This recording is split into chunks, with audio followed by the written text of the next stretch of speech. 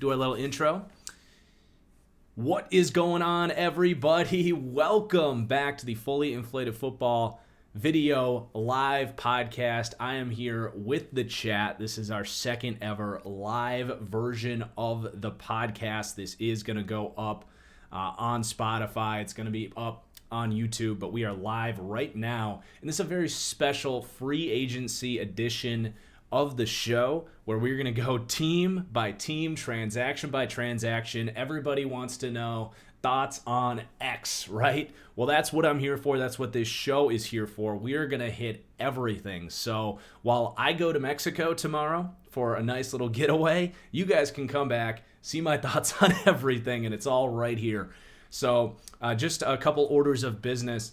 A lot of you guys were super generous with the super chats when I did a live stream a couple days ago.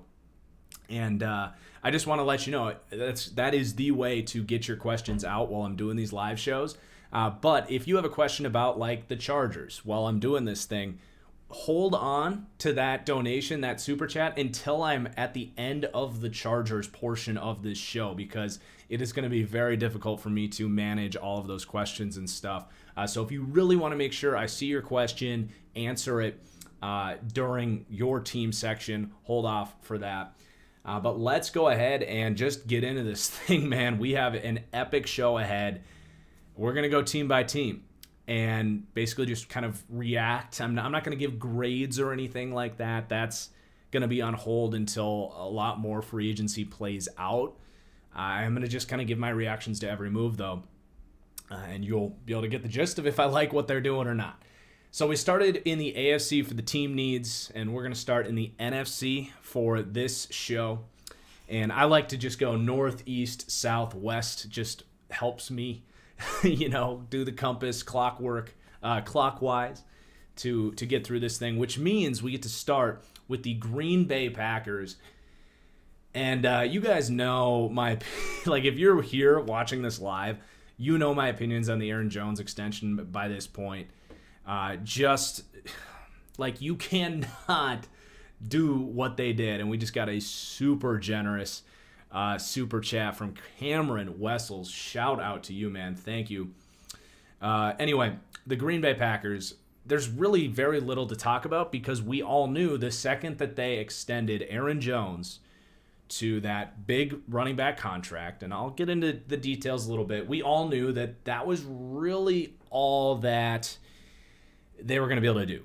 They have a little bit of cap space. Maybe they can still, bring in a Casey Hayward. Maybe they can even pull off like a Will Fuller. I don't know. But that move just totally handicapped what they were able to do. And thank you for reminding me to update the graphic here, chat, for the video. I forgot that I got that going. So let me put the Packers up there. Thank you. But yeah, I'm not a fan of the Aaron Jones extension. I've been very clear about that. It's as great of a player as Aaron Jones is, you let Corey Linsley go, who is a first-team All-Pro center, and it's not even so much that they... Really what it is for me is if you're going to pay one of them, if you had a choice between Corey Linsley and Aaron Jones, and the yearly money is basically identical between Linsley and Jones. Yes, Linsley was a longer-term contract, but the yearly money was virtually the same. If you had to make a choice between those two, you pay the offensive lineman. I get that Green Bay has guys in-house. I get that they've been really good at developing linemen. But if you just look around the league, offensive line is so much harder to develop and bring about. And I get that Green Bay has been good at that over the years. But you can't just count on that when you look around the league and see that offensive line is just a more valuable position. It's harder to build that group. You had a first-team All-Pro center, and instead you pay the running back. And if the point of letting Linsley go is like Green Bay is confident that they can develop that position or slide Elton Jenkins inside and develop a guard or whatever it is, if the point of doing that is because you are confident in the ability to hit on offensive line, that applies tenfold to the running back position. And my biggest problem with this for Green Bay is we have not seen a single running back contract over $10 million pay out for a team, whether it's injuries or hurting the team in other ways. If you don't have confidence in your ability to replace an Aaron Jones, what are you even doing as an NFL front office? It's not that Aaron Jones isn't a great player. It's just that the position he plays is incredibly replaceable. And to decide to pick him over Corey Linsley, I would rather have them let them both go or pay Corey Linsley. And now they're sitting here, and 2 days later, after Packers fans on Twitter were, celebrating the Aaron Jones signing, now it's like we're getting impatient because they don't have any money to go hand out contracts. They drafted A.J. Dillon in the second round last year. The only freaking consolation for that draft pick was that you weren't, in theory, going to go overpay Aaron Jones. Now, he took less to stay in Green Bay. It's basically a 2-year contract. It's not as bad as the Zeke contract. It's not as crippling as like Dalvin Cook, Derrick Henry. But those guys are better running backs. Those guys are a tier above in Aaron Jones. And beyond that, the Titans, the Vikings, these teams that pay these running backs, they really lean on those backs who are also better than Aaron Jones. The Packers have Aaron Rodgers. You don't need Aaron Jones to be the focal point of your offense like Dalvin Cook is in Minnesota, like Derrick Henry is. So there's just so many problems with that decision. And that's really all that they did and all that they likely will do. They would be smart to find some veteran pickups to improve some positions of weaknesses. There's plenty of time to see this market play out, and I hope I'm wrong that this doesn't completely cripple their team. But, I mean, really they have $3 million of cap space now. And they had to kick more money into the future to make this happen. So, brutal move, one of the worst moves of the entire process so far for any team, in my opinion. Packers fans love it, and I cannot understand. There has yet to be a running back that has gotten paid that has worked out for anybody. And the teams that are letting running backs go are the smart ones. The Colts, the Bucks, the Seahawks. Although the Seahawks have some front office problems of their own, you can replace this position. Anyway, that's out of the way. You guys know I don't like that signing. Been very clear about that. And then really there's only one other note here on the Packers of something they did, and that was tendering Robert Tonyan. So it's a second-round tender. For those of you that don't know how that works, for undrafted free agents, a rookie contract is normally a 3-year contract. But for undrafted free agents, teams can throw a round tender on a player. So how that works is they could do an original round tender with Robert Tonyan, and basically he becomes a restricted free agent. So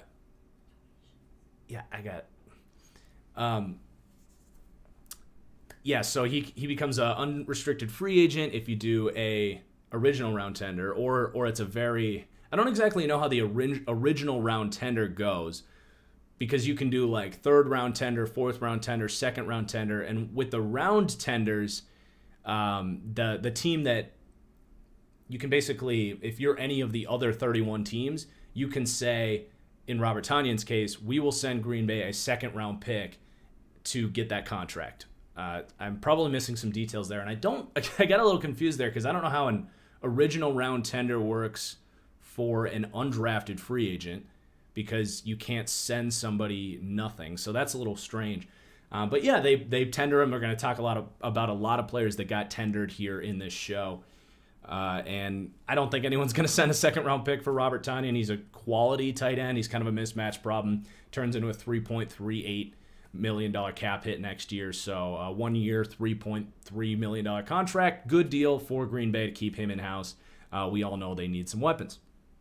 So unfortunately, that's all we have for the Green Bay Packers at this point. And chat, if any news breaks, please don't screw with me and throw off the show by lying to me about something that just happened. But if something breaks while I'm on the show, I would love to react to it.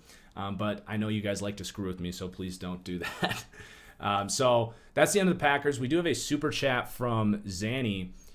I don't know if this is a Packers question. So again, guys, if you want to get questions in for your team, wait till I get to your team and then do the super chats towards the end of it, and I will try to answer your question. So Zanny is talking about the Raiders being a joke of an organization. We will absolutely get to the Raiders. All right, let's move on. Staying in the NFC North, we are going to go up to the Minnesota Vikings, who have had a pretty quiet little, free agency period so far. They didn't have a ton of flexibility. It's a team that's really pushed up against the cap. So they released Riley Reif at the beginning of this whole thing. He was an expensive player. He's kind of a replacement level starter. I think he's getting interest to go start somewhere else. And that was kind of unfortunate for the Vikings, but I'm curious to see if they move Ezra Cleveland out to left tackle. I've talked about this a lot, where he was a kind of draft and develop second-round pick last year, maybe even a third-round. I think that was a second-round pick. And they moved him into guard. And I've talked about how teams, a lot of times, when they kick a guy into guard and they work out, they're stubborn and don't move him back outside. And I wasn't super, positive about that decision to move him into guard, because his value is so much higher at left tackle. So I'm curious to see what they do with Ezra Cleveland. I think he has potential to step in at left tackle. And if he works out, you've got a young core there from the two tackles and the center. So we'll see how that plays out. Ultimately, offensive line is a huge need for the Vikings, and that just increased another need there with the release of Reif. And then they did make a couple free agent signings on the defensive side of the ball. So this defense had become young and brutal. Like, by the end of the year, we all saw that Saints game on Christmas. Oh my God, like, they were falling apart defensively, especially in this front. And I think Zimmer looked at this and said, we got some youth here, but I want some veterans to actually make this more of a competent defense. And that's what they did. They brought in Dalvin Tomlinson for a 2-year contract, and he's actually now higher paid than I always struggle with this guy's name. I always want to say Sharif Floyd, but that's not who it is. Michael Pierce, who they gave a decent contract last year, but he opted out. So they get him back effectively as a free agent signing this year. And then they get Dalvin Tomlinson. So all of a sudden you have two of the better run-stuffing interior defensive linemen. And when they go against teams that want to run inside, they're going to have a lot of success stuffing those runs. The one thing I will say is, if your goal is to beat the Packers in this division, Packers don't really have a problem with this because they're such an outside zone heavy team. And I don't think, Pierce and Dalvin Tomlinson are going to be shooting through the middle of the line so quickly to stop those outside zones. So if, a lot of teams build to win their division, and even in the conference, you got teams like San Francisco, the Rams, the Seahawks now. It's a ton of these outside zone teams. So to invest that much money in the interior group there, I don't know. I think they probably could have been better off spending money elsewhere, maybe trying to, get a guard in there somewhere. I don't know who exactly that would be, but there were options there. So just, interesting distribution of resources. And then they brought in Patrick Peterson last night, 1-year contract. So Patrick Peterson, probably a Hall of Fame talent there. He's on the back end of his career, and he had some flashes last year, but he's definitely not what he once was. If he was, he would have gotten a bigger contract than this. But they did need veteran presence in the secondary there, and he's super versatile. The Mike Zimmer defense loves cover 4, cover 3, man. Few defenses mix it up as far as what kinds of coverages they run more than Mike Zimmer. That's why he historically doesn't like young corners. So you get in a guy that has played in a ton of schemes over his career. He's been successful in all of them.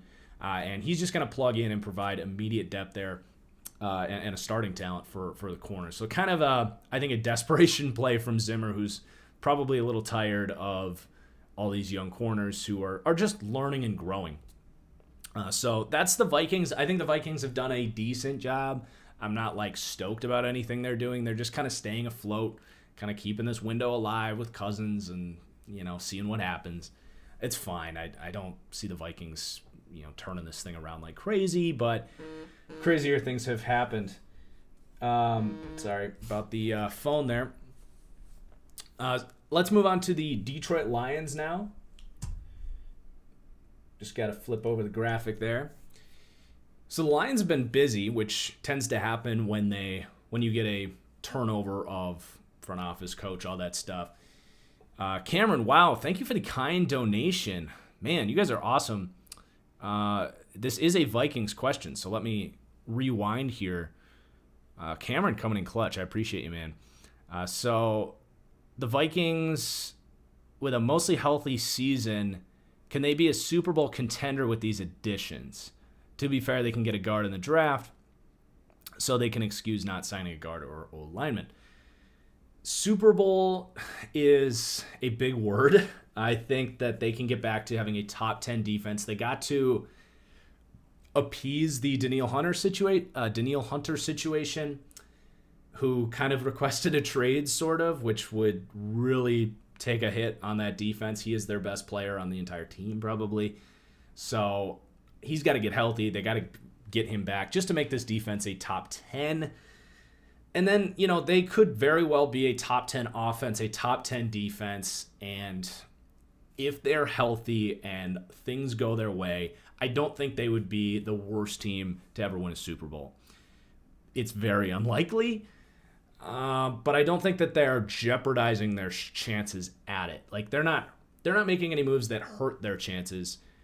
Even if the moves they're making, I don't know if they're the best things they could do, but I don't necessarily disagree with what they're doing either. So they're just, keeping this thing afloat, kind of like I said. All right, so the Detroit Lions, like I was saying, they are making a ton of moves here. Releasing players, trading for players. They got a new quarterback, new coaches. Like, everything's kind of just getting recycled here. They're trying to establish a new culture, find the right fits for what they're trying to do, which is establish kind of this blue-collar, traditional, old-school approach with this team. So let's get into it. They started by kind of releasing a bunch of dudes that the old regime had brought in that they clearly just didn't really care for. So they released Justin Coleman, their slot corner, Jesse James, their number 2 tight end. They released Joe Dahl, who's a versatile lineman that's gotten some playing time there. Their backup quarterback, Chase Daniel, and Danny Shelton, a run-stuffing nose tackle, all gone. So they just kind of cleaned house there a little bit and then brought in some new pieces, a lot of them at those same positions. So they brought in Josh Hill, which was a really underrated move. So the Lions, there's a big thing going on here. Kenny Galladay's on the open market, and they know that he is very likely going to get paid enough money that gives Detroit a third-round compensatory draft pick. The thing is, they cannot spend in free agency, or they lose that third-round comp pick, or it becomes a 4th or 5th-round pick. I think they really are prioritizing getting that third-round pick next year, knowing that they might need draft capital to move up for a quarterback, or that is a valuable asset that is really all they're holding on to by deciding to let Kenny Galladay go. So the moves that they make want to ensure that that pick stays the same. So to sign Josh Hill, who had been released before free agency started, if you sign those guys that get released before the new league year starts, it does not count against that compensatory pick formula. So this was a really smart move by this front office to not affect that, because Josh Hill is a really good run blocker.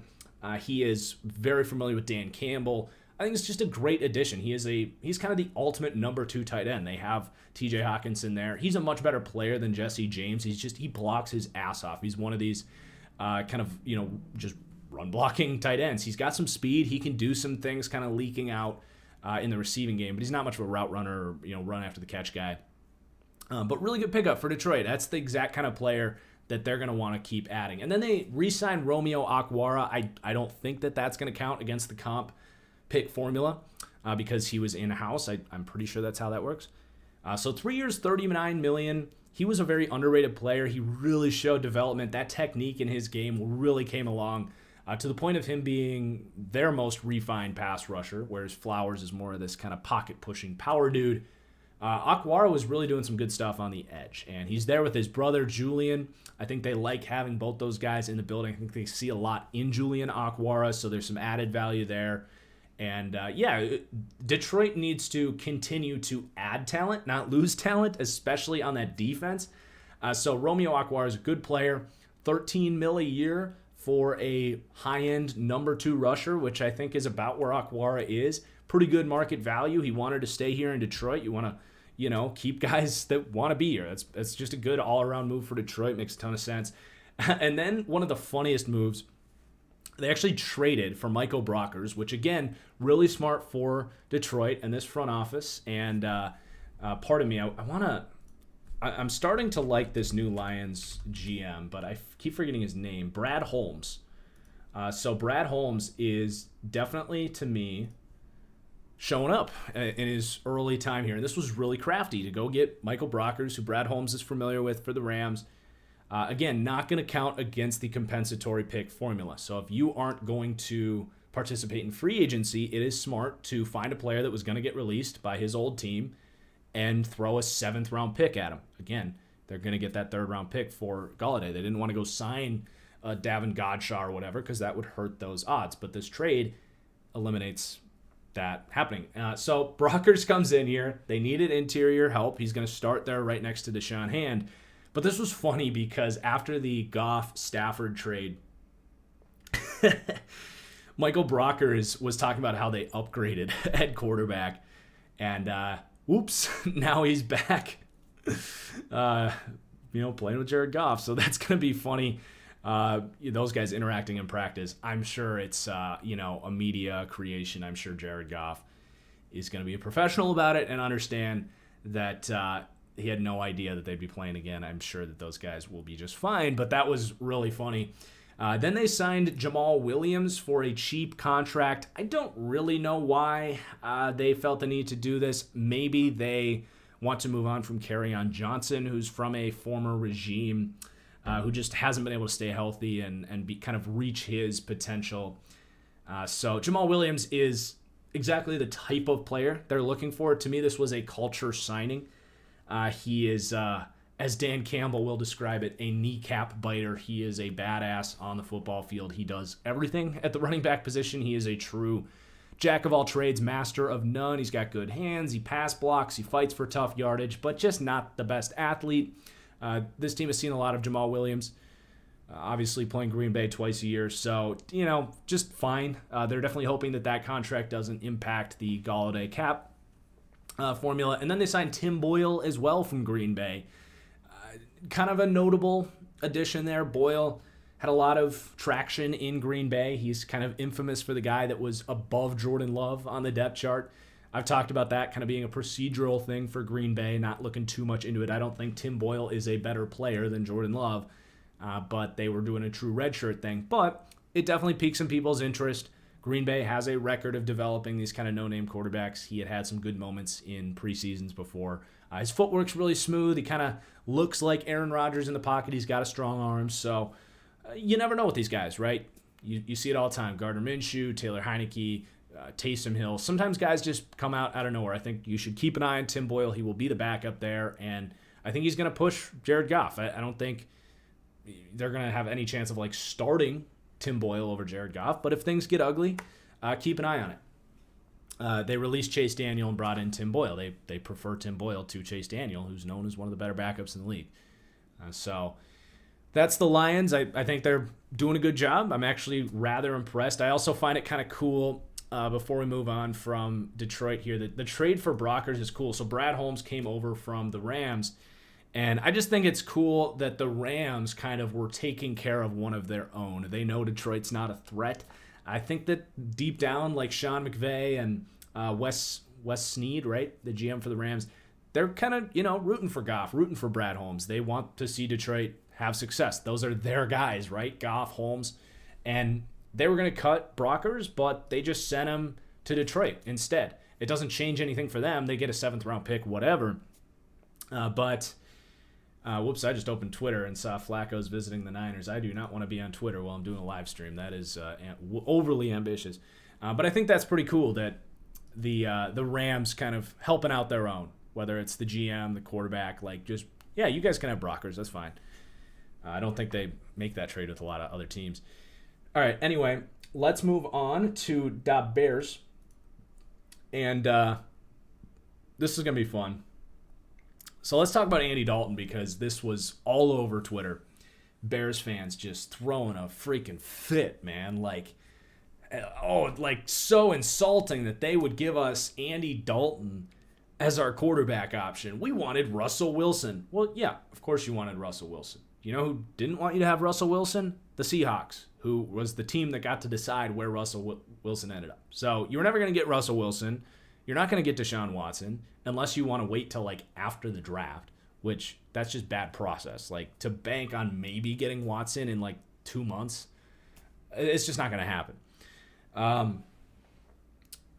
Anyway, lost my train of thought. Having this chat up is dangerous because you guys are distracting.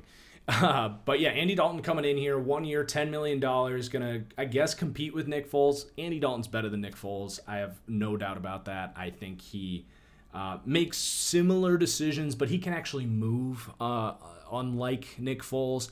And I would say that he's similar arm talent and accuracy-wise. So he's just a slight upgrade to Nick Foles. I think this was kind of doing the best with what they could do. The defense will be back. The defense will be great. They can maybe patch up that offensive line a little bit. They got Allen Robinson back. The Bears can be a competitive playoff team with Andy Dalton. I don't think this is just such a terrible signing. I was talking about this last year. Like, people love to pile on Andy Dalton. I don't really know why. I think it's because of kind of his reputation from years ago. But he can play. He's, I don't know, the 34th best quarterback in the NFL. I don't know. He's quality backup, low-end starter, whatever.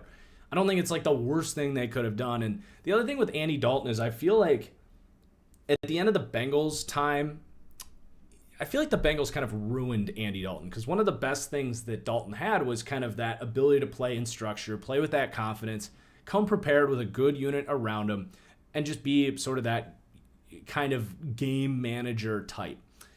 And I think at the end of the Bengals time when they benched him and gave him the worst offensive line in the league, moving into Dallas where they just didn't trust him. They would run the ball way too much on first down, constantly running screens and quick stuff, like not really trusting Andy Dalton at all. Whereas if you go to like the 2-minute drills with the Cowboys or when the Cowboys were trailing, when Dalton actually was asked to execute that offense with those receivers, you started to see Dalton look a lot better. I mean, what was it, week 16? He threw for like 380 yards and a big win for them.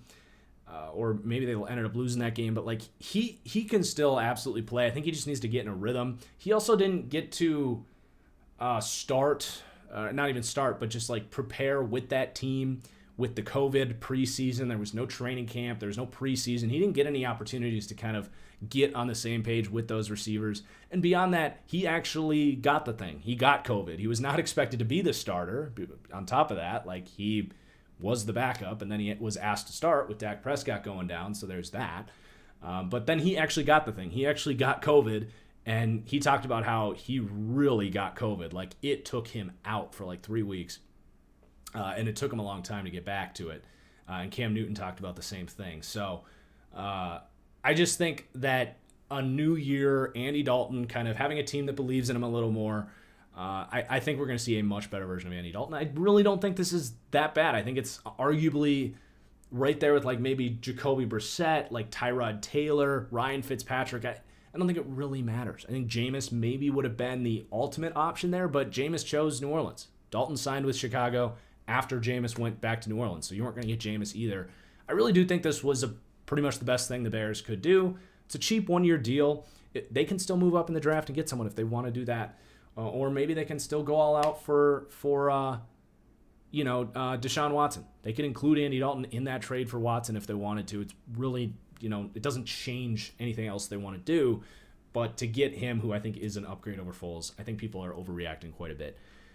Anyway, beyond that, they did just some kind of handiwork. They extended Santos, their kicker, which in the Bears case, that's relevant. Good to get him back.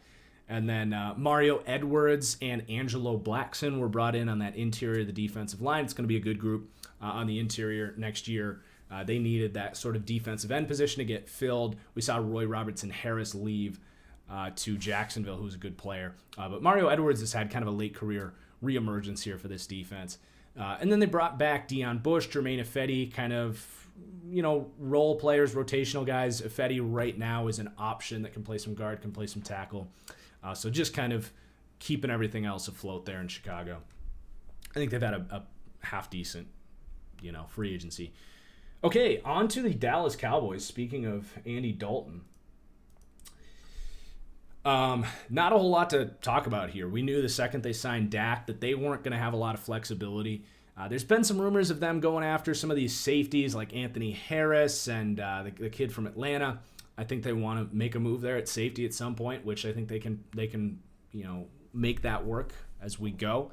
But they did a couple things here. They brought back Jordan Lewis, which is interesting.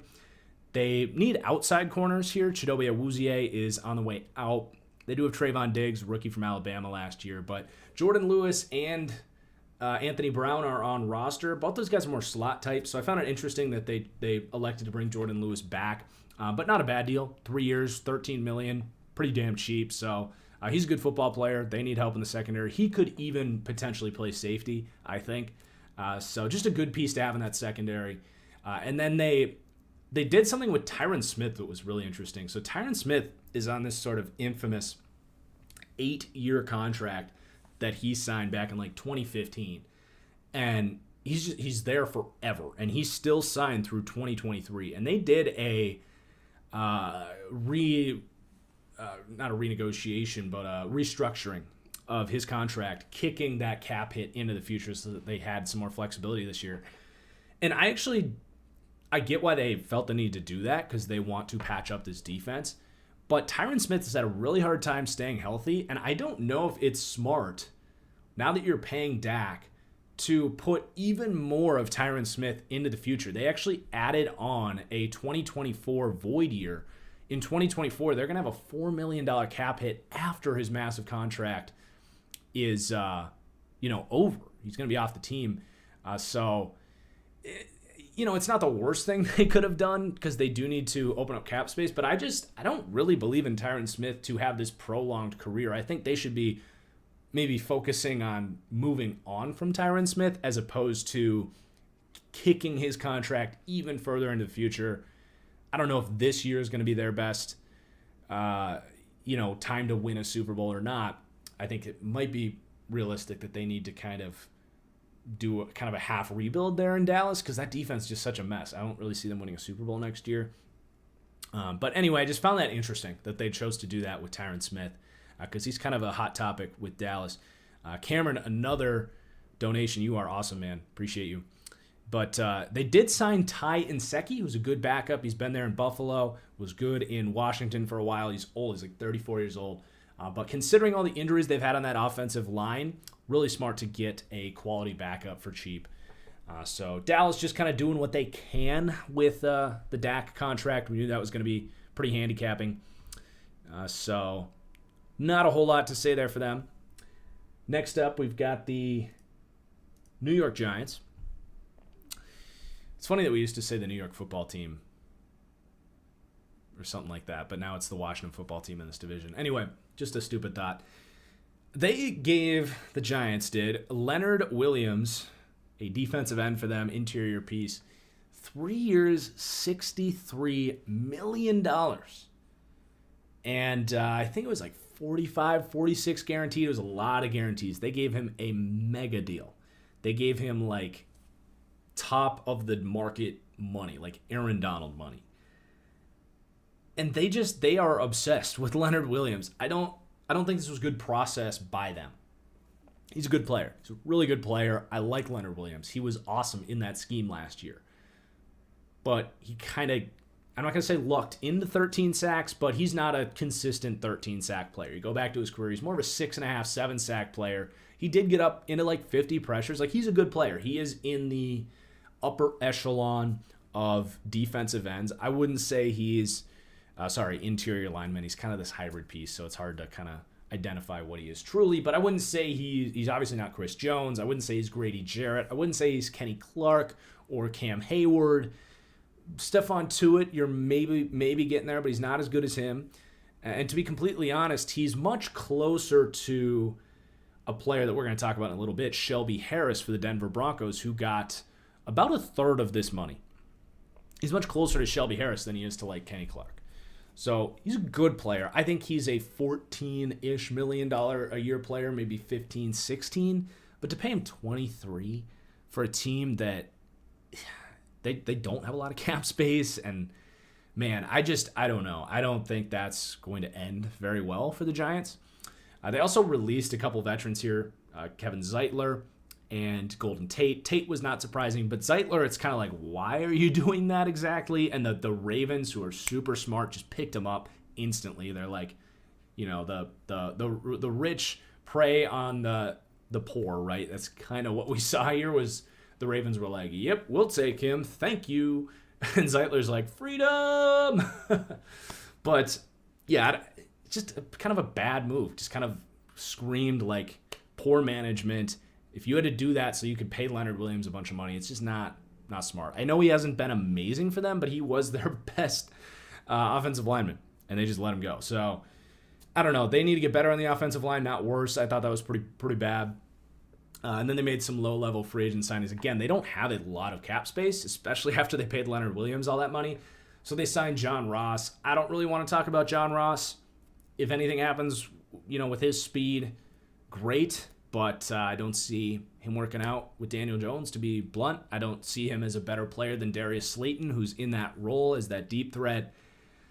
So, whatever. And then they signed Ifedi Odenigbo, which is interesting because I think Ifedi Odenigbo is kind of this, he's an edge player, but he could probably have played the Leonard Williams role. Like, I feel like they would have been a better team if they signed, whether it's Odenigbo or a different piece. Odenigbo is very cheap to play that Leonard Williams role. Admit that you're going to get worse at that position, but use that money to keep Kevin Zeitler and get better in other places. I don't know, man. The Giants front office kind of perpetually confuses me, and I haven't walked away impressed at all by what they've done. And I know that they didn't have a lot of room to manipulate that, and I know that you probably didn't want to lose Leonard Williams, but I just think that they're kind of stuck in neutral there for the Giants, and I don't see a whole lot coming out of this entire regime, to be honest. I like Joe Judge, but I don't know. With Gettleman and Daniel Jones, it's just kind of stale. Okay, next up, the Philadelphia Eagles. This is a very quick one. If any Eagles fans have any super chats, now is the time to get it in because we're not going to be on the Eagles for too long. Literally all they've done is been moving contracts around, making releases, clearing cap. They were like $60 million over. They traded away Carson Wentz. The Eagles are in a tear it down sort of like rebuild situation. It's a mess for the Eagles.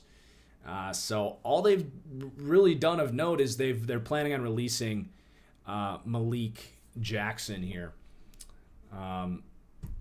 $50 from Matt Bing. Wow, you guys are super generous. He's one-upping the donation from Cameron. You guys are awesome, man. I appreciate you so much. The Eagles, not a whole lot to say.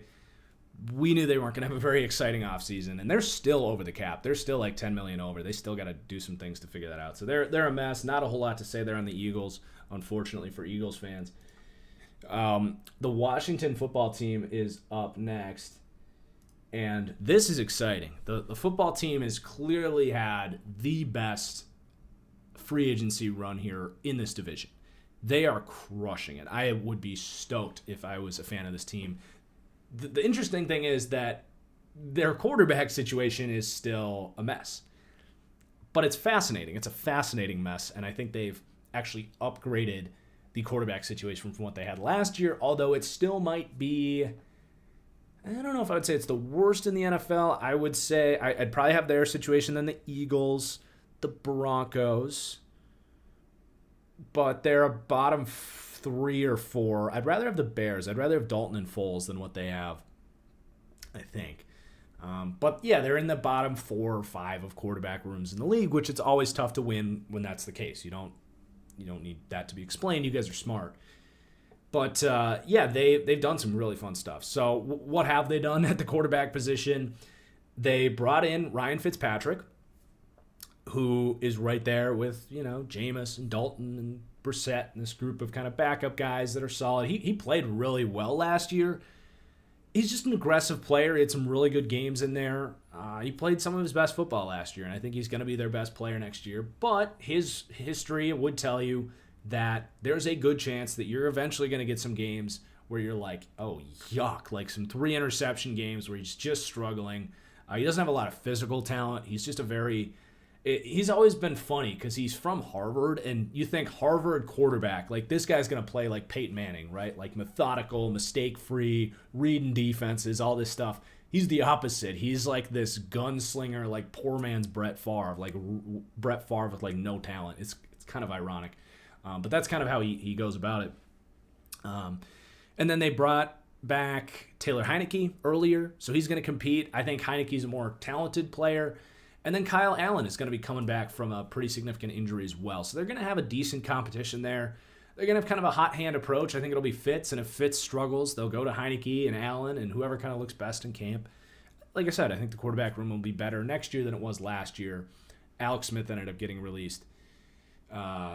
He was really bad last year. I think people were kind of bagging on the football team for releasing Alex Smith after that comeback. He won comeback play of the year. They thought it was disrespectful. He wasn't helping them win any football games next year. I know they won with him, but that was not because of Alex Smith. Like, he was one of the hardest quarterbacks to watch last year when he was on the field. So that was a no-brainer. And then they made some other really good moves here too. So they signed one of the more underrated players in the NFL in William Jackson. He's a corner from Cincinnati. This guy's awesome. And they did let Bradley Roby go, who was good last year, but they had a plan there, and they upgraded at corner because they could. They had the cap space to do it. William Jackson and Kendall Fuller, and they have a young slot. I should pull up the Our Lads here. They have a young slot player that's really good, and I want to give him a respect because this corner room is going to be awesome next year behind this pass rush.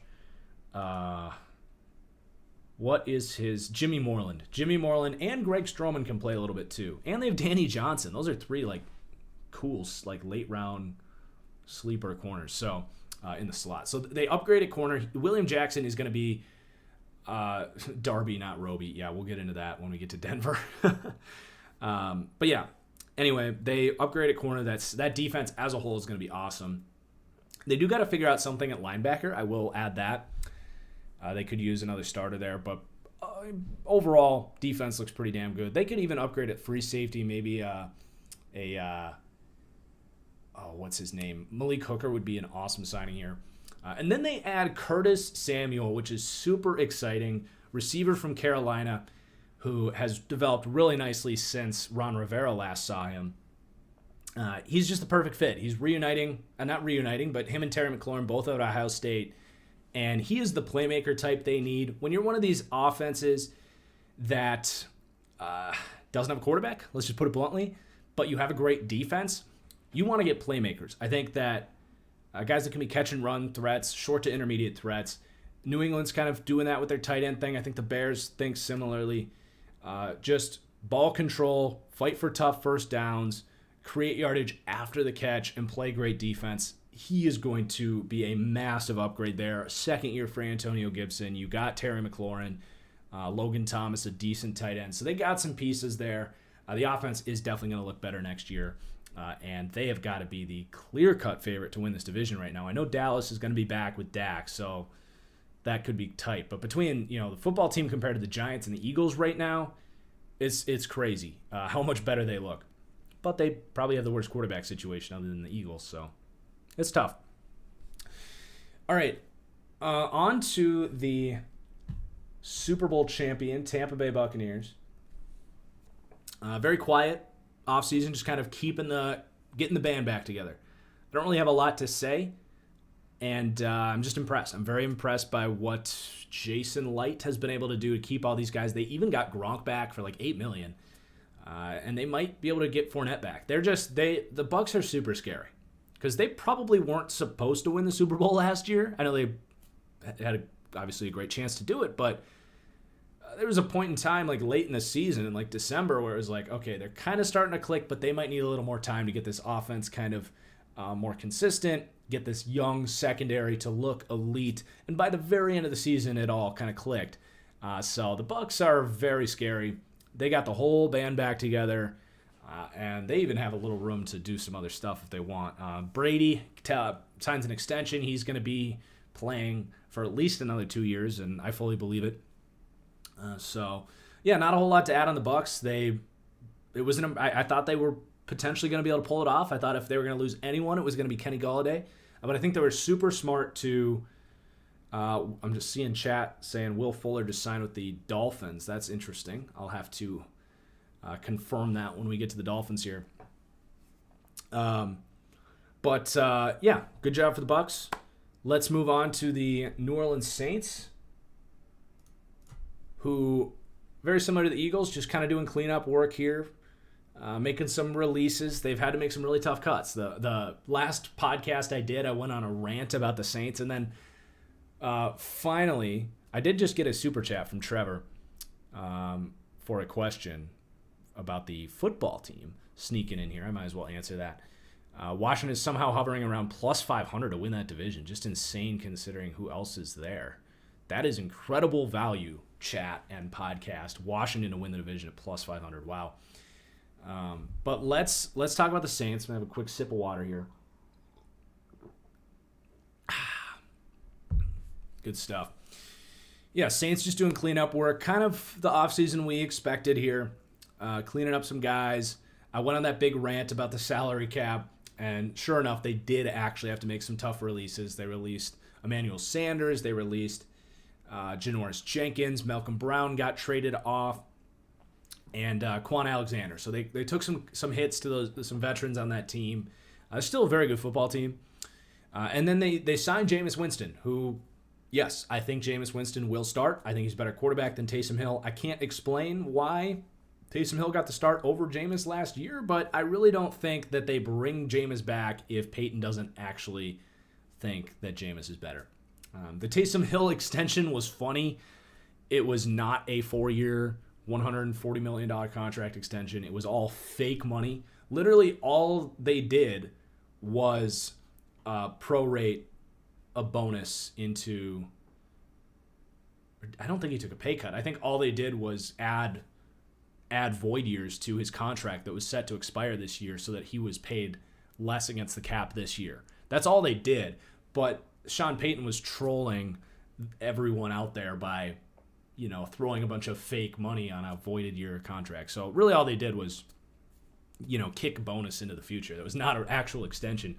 They fully plan on, I think, starting Jameis Winston. So I'm excited to see Jameis kind of get that opportunity. He's still super young. Jameis Winston, I think is he the same age as Carson Wentz? Let's see. Jameis is 27. He just turned 27. That is just insane how young he is. So I'm hoping for, it's a great opportunity for Jameis, who is, they need to add a receiver, but he's got great O-line, Kamara, great quarterbacks coach and Sean Payton. There's incredible opportunities there for Jameis. And the Saints, at the point they're at, they'd be dumb not to give Jameis the helm and use Taysom as, what he is and a backup for Jameis in case he totally sucks.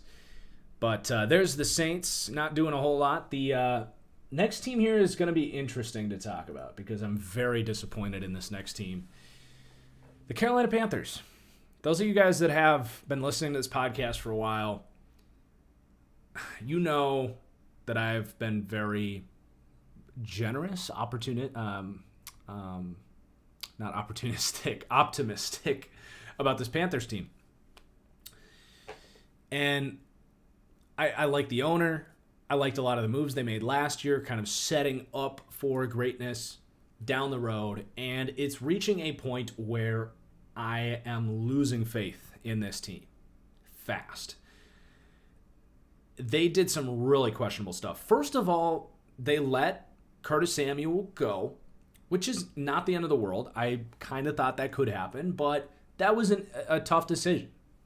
And if they were going to do that, I would have liked to see them use that money in a more positive way. And I do not think that they have done that.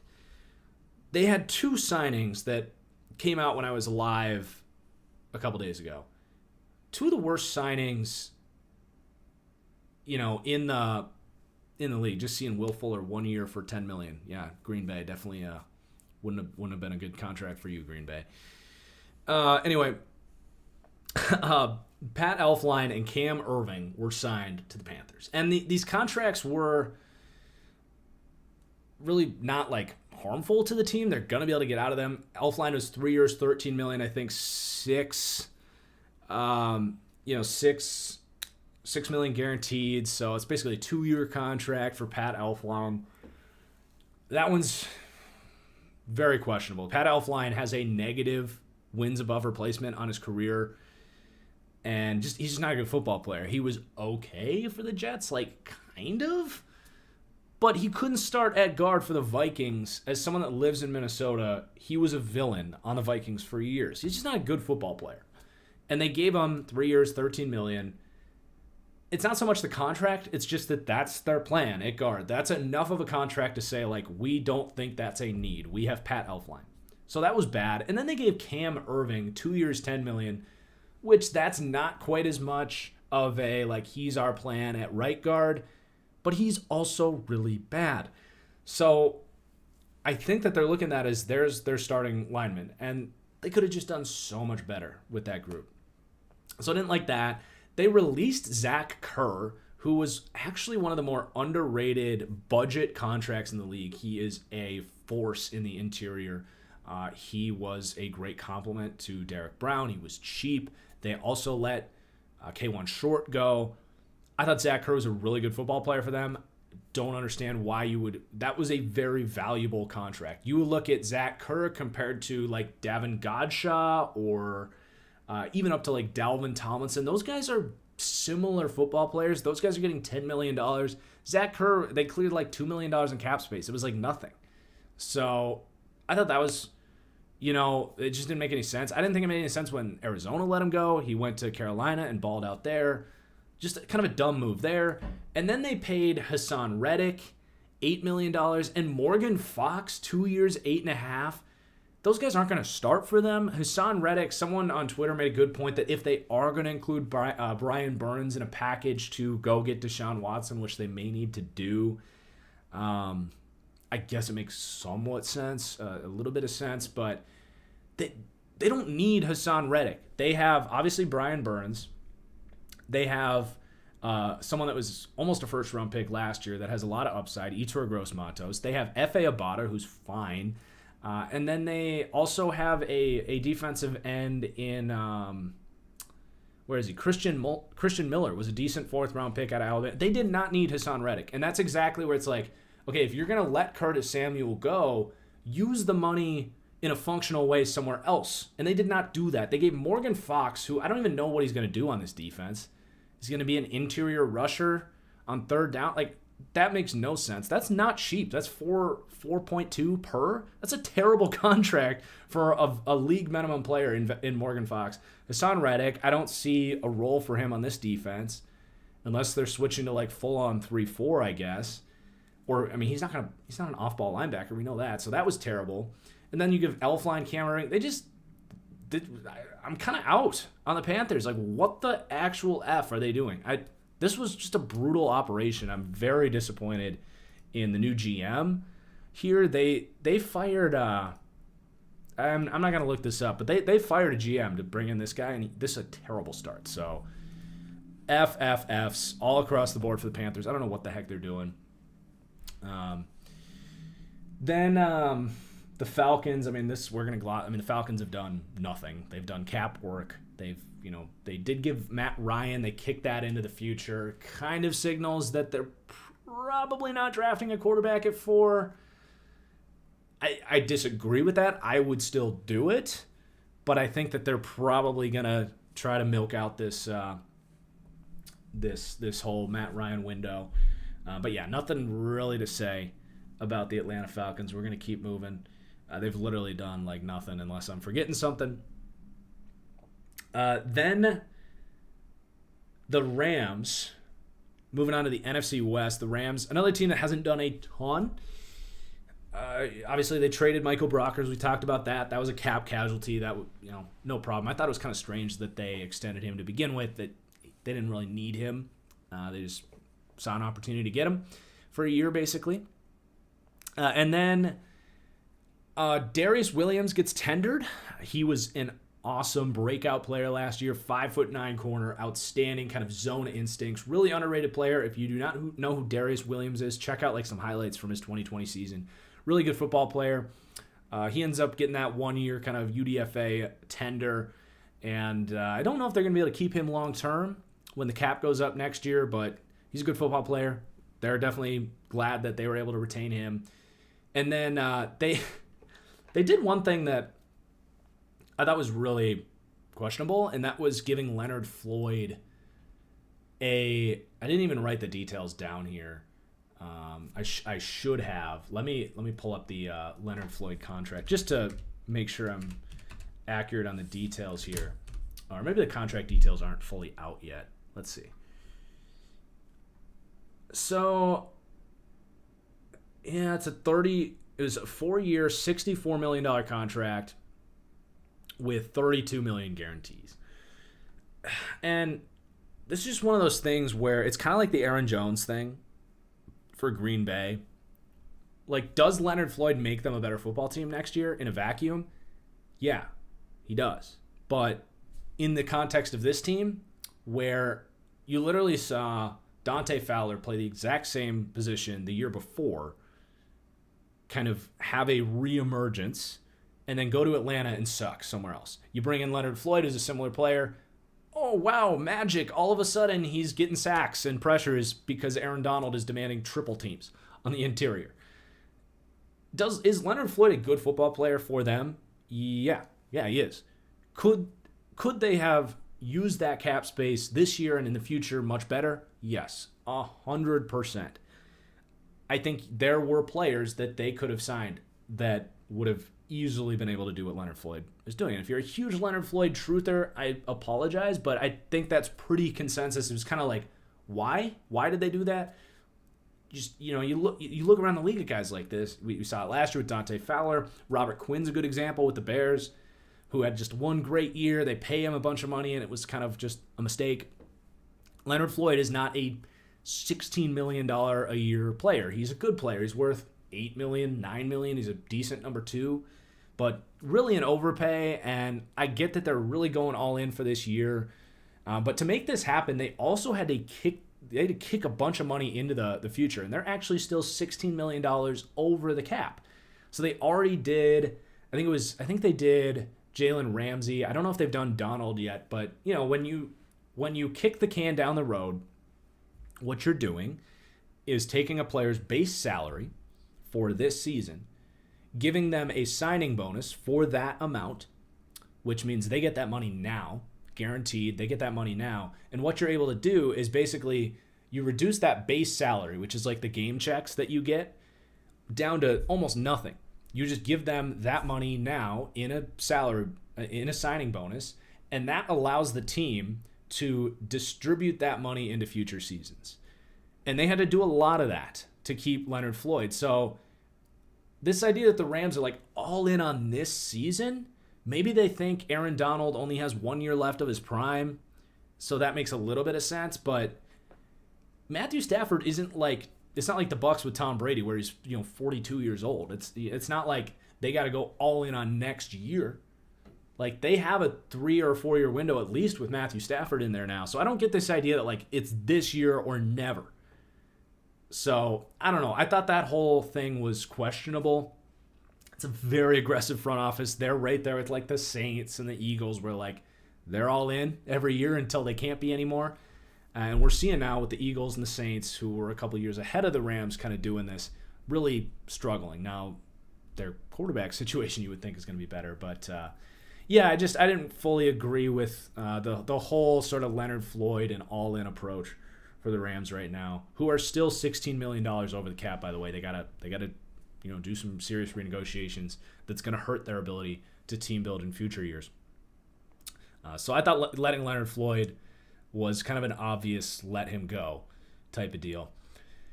All right, the Seattle Seahawks next have had a pretty fun little offseason here that has kind of picked up as of late.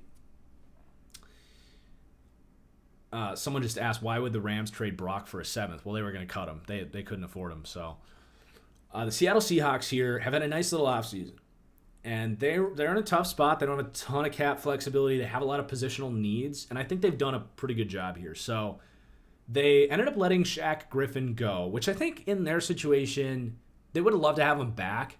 But the contract that Shaq Griffin got for the Jags was probably too rich for the Seahawks. He's been very inconsistent for them in that system. I think it was smart for Shaq Griffin to go into a different system. I don't think he is quite the zone player that they were asking him to be. I think a guy that has a lot of athleticism could maybe be better in more of a man-heavy or kind of zone match system. So he was good for Seattle, but a little inconsistent. And I think that that's a position that they see as a very replaceable spot. Hence why they go for Ahkello Witherspoon here. And I think Witherspoon can be 80% of Shaq Griffin for a third of the price, which the math adds up. So they get Ahkello Witherspoon. I think he will start for them and be not good, but I think he's better than Trey Flowers in that system. So I think that was a good move for Seattle. They re-signed Poona Ford, 2 years, $14 million. I don't know what the guarantees are on that. But overall, I think Poona Ford is a really good interior run defender. He's a good football player for them. So to keep him around was good. A move I really liked was Gerald Everett for a really cheap 1 year, $6 million contract, kind of a prove-it deal for him.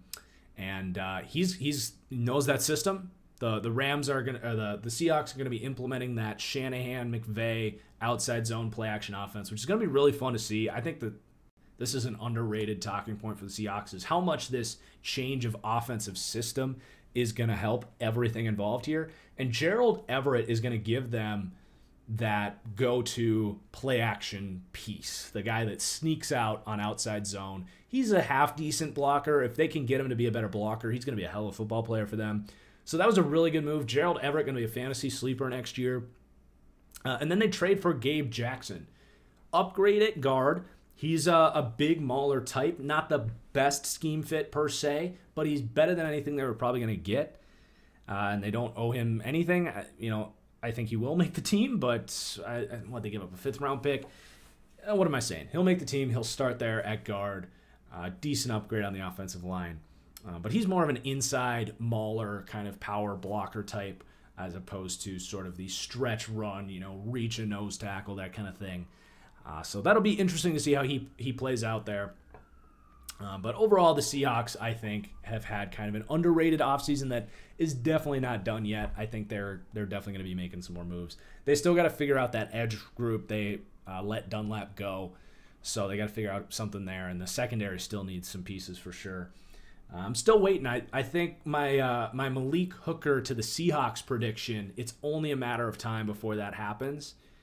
So keep an eye on Malik Hooker to the Seattle Seahawks. I predicted that when the Colts drafted Julian Blackmon. I went out on a limb and kind of said Blackmon would emerge as a starting free safety, that they would not keep Malik Hooker around, and that the Seahawks would sign him to pair with what would now be Jamal Adams, which would be about as close to replicating the Earl Thomas, Cam Chancellor version of that defense.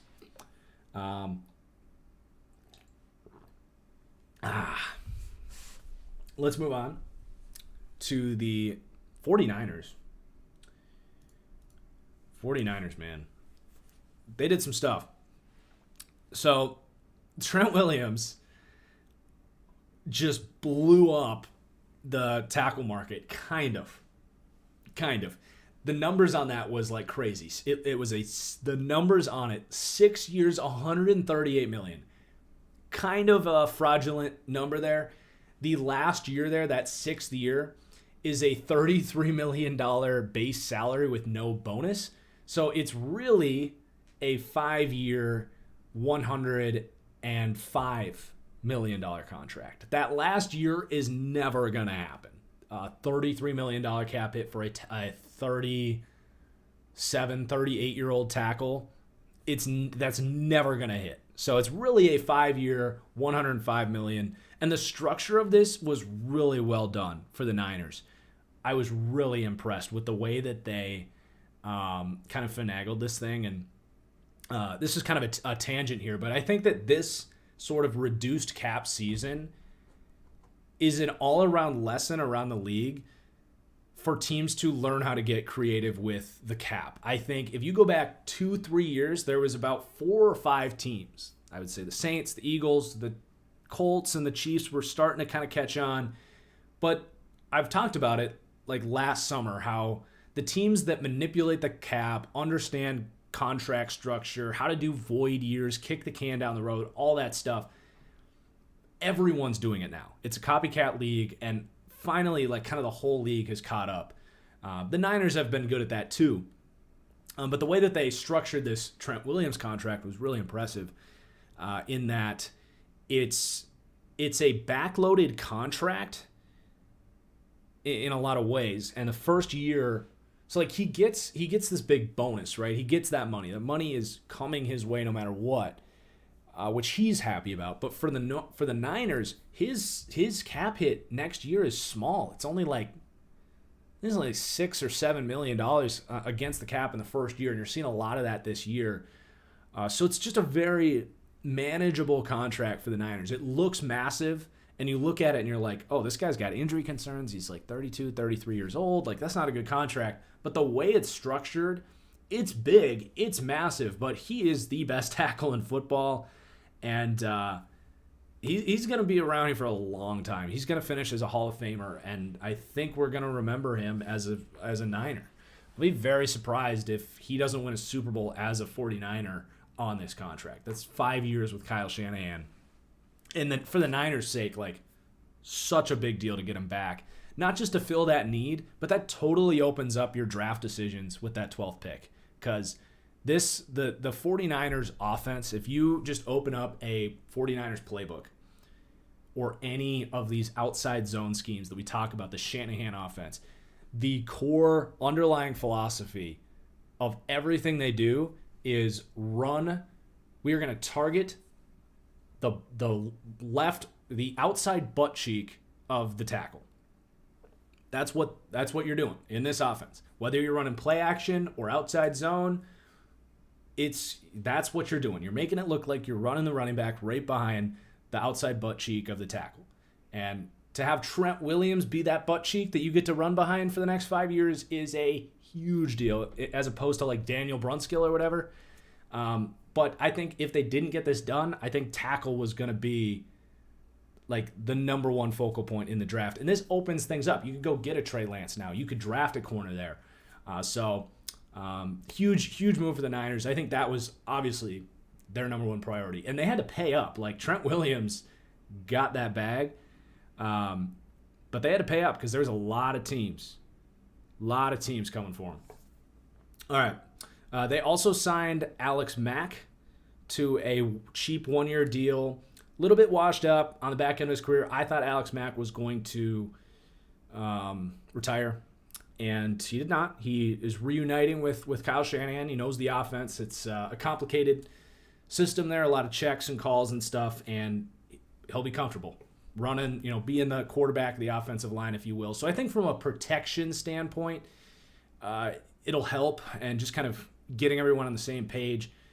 But from a run blocking and like having a good anchor at this point, like being an athlete to play that,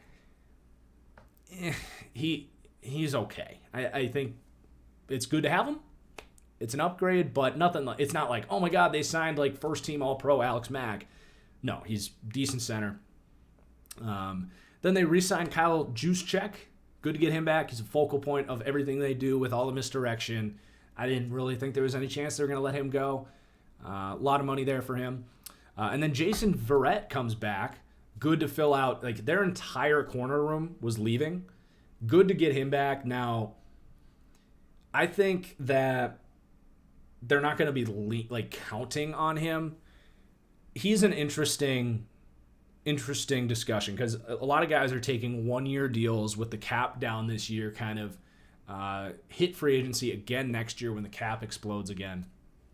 I don't think that was the case with Jason Verrett's 1-year deal. I really think that teams are terrified of his injury history, and they were like, you need to prove again that you can stay healthy. And I think the Niners realize, like, Give him a 1-year deal, a cheap deal. We'd love to have him back. We'd love for him to be healthy. If he's out there, great. But I still think that they look at that as a huge need, and that if he gets hurt, then they were well prepared to lose him. So he's an interesting contract there, but getting him back was, and not to be overly negative. I mean, Jason Verrett, I made a case that either Trent Williams or Jason Verrett very well could have been comeback player of the year, because as great as Alex Smith's story was, Jason Verrett and Trent Williams were actually like playing at the top of their position groups, whereas Alex Smith was kind of the hardest quarterback to watch. But we don't need to get into that. The point is, Jason Verrett had a great season to stay healthy, but I don't know how much you're truly going to be leaning on him to stay out there. So I still think Niners could use some other corners. Okay, the last team in the NFC, man, this is a banger of a show. I guess we're only an hour in, so we're doing okay. The Arizona Cardinals, man. Whew. I tweeted this out, but don't screw this up, Cliff, because the expectations have now, they were at the roof, and now the roof has exploded and through the roof. Expectations here galore. Obviously, the J.J. Watt thing, kind of a big missing piece for that front. I like that move. Then they trade for Rodney Hudson, still quite possibly the best center in the NFL. Definitely from a pass protection standpoint, he is the perfect piece for this offensive line. Not just from like him actually anchoring and protecting the pocket, but as a leader and a communicator for that offensive line. This is better. This is a better move than them getting J.J. Watt. Like, this is a more impactful move for their team. And that's saying a lot. I like the J.J. Watt move a lot, but Rodney Hudson, holy crap. Like, I think I can actually play the sound bites. Which one is it? Holy crap. Yeah. Thanks, Jim. Yeah, just huge to get Rodney Hudson. So you're adding huge talents on the line play, which is their biggest issue. They get Marcus Golden, by the way, who's a good player. They get him back, 2 years, $5 million. Are you serious? What a value contract that is. They actually bring Kelvin Beachum back, which tells me that they are somewhat confident that he can be more healthy next year. That'd be huge to get him, kind of in there healthy at tackle, which is a need for them. And then they get AJ Green. It is what it is. It's kind of funny that they're going from Larry Fitzgerald to AJ Green, just kind of these back end of career guys. I don't really believe he's got it left, but it's AJ Green, man. Like, AJ Green is one of my favorite players of the last decade, and he didn't have a lot of moments last year. He had like one good game, and then Burrow went down. I don't know. I don't really believe it's going to work out there with AJ Green. If anything, he's a contested catch guy. I had been mocking Seth Williams to the Cardinals. AJ Green kind of fills that role as a 6'4", really good contested catch guy, and Kyler has great ball placement, like a slow DK Metcalf for them. So like, he's gonna have a piece in that offense. I don't think it's a bad signing. I'm realizing that AJ Green is not the Hall of Fame talent that he was 4 or 5 years ago, and he has such a hard time staying healthy. So tamper your expectations on the AJ Green thing. I still think they should add someone in the draft that can be a vertical threat. It doesn't have to be Jalen Waddle in the first round, but it could be. I would still add a perimeter deep threat there. But AJ Green will be a good mentor as well. A chance for him to go compete for a Super Bowl. And then they add a kicker, Matt Prater. Just a note, keep Matt Prater away from Steve Keim. I don't know how many DUIs they have between the two of those guys, but don't let them spend a lot of time together after 7 p.m. All right. On to the AFC. Let me pull up the Browns graphic there. So the Browns in the AFC North signed John Johnson, safety, for 3 years, $33 million. Really nice contract. I think I had a tweet that, like, I think I'm now a John Johnson hater. I don't know. Or at least I'm apparently lower on John Johnson, which is weird. So people were like, what a steal, signing of the year, Browns to the Super Bowl, like, this signing's amazing. I like the signing. I like John Johnson. He's a great value contract. I would say that's about what he's worth. Like if he were to re-sign with the Rams, I don't think he would have gotten much more than that. Another team like the Jags probably was going to have to overpay him to attract him to an organization like that. I like the signing. He's going to start as a good quality rotational safety. He can man guys up. He is smart in zone. He's not a phenomenal athlete. He doesn't have like that true free safety range. He's one of the best tacklers in the NFL. He's going to be a leader for that defense. He was a captain for the Rams at 25. It was just a really good addition. Very similar to when the Packers added Adrian Amos, although Amos was cheaper. Kind of a similar player, similar role. That's kind of a half-decent comp. Like, he's a very good safety. Some of the reactions were like, off the chain, wow, steal. I don't know if I would say it was a steal. It's just a good contract, good free agent signing. He's going to help out that defense. But did that signing alone, lock them into the Super Bowl? No, not at all. So apparently I'm a John Johnson hater now. That's unfortunate because I like John Johnson. Only because I don't think it was like the best signing of all free agency. We're going to get into some of the best signings here in the AFC because there's some good ones.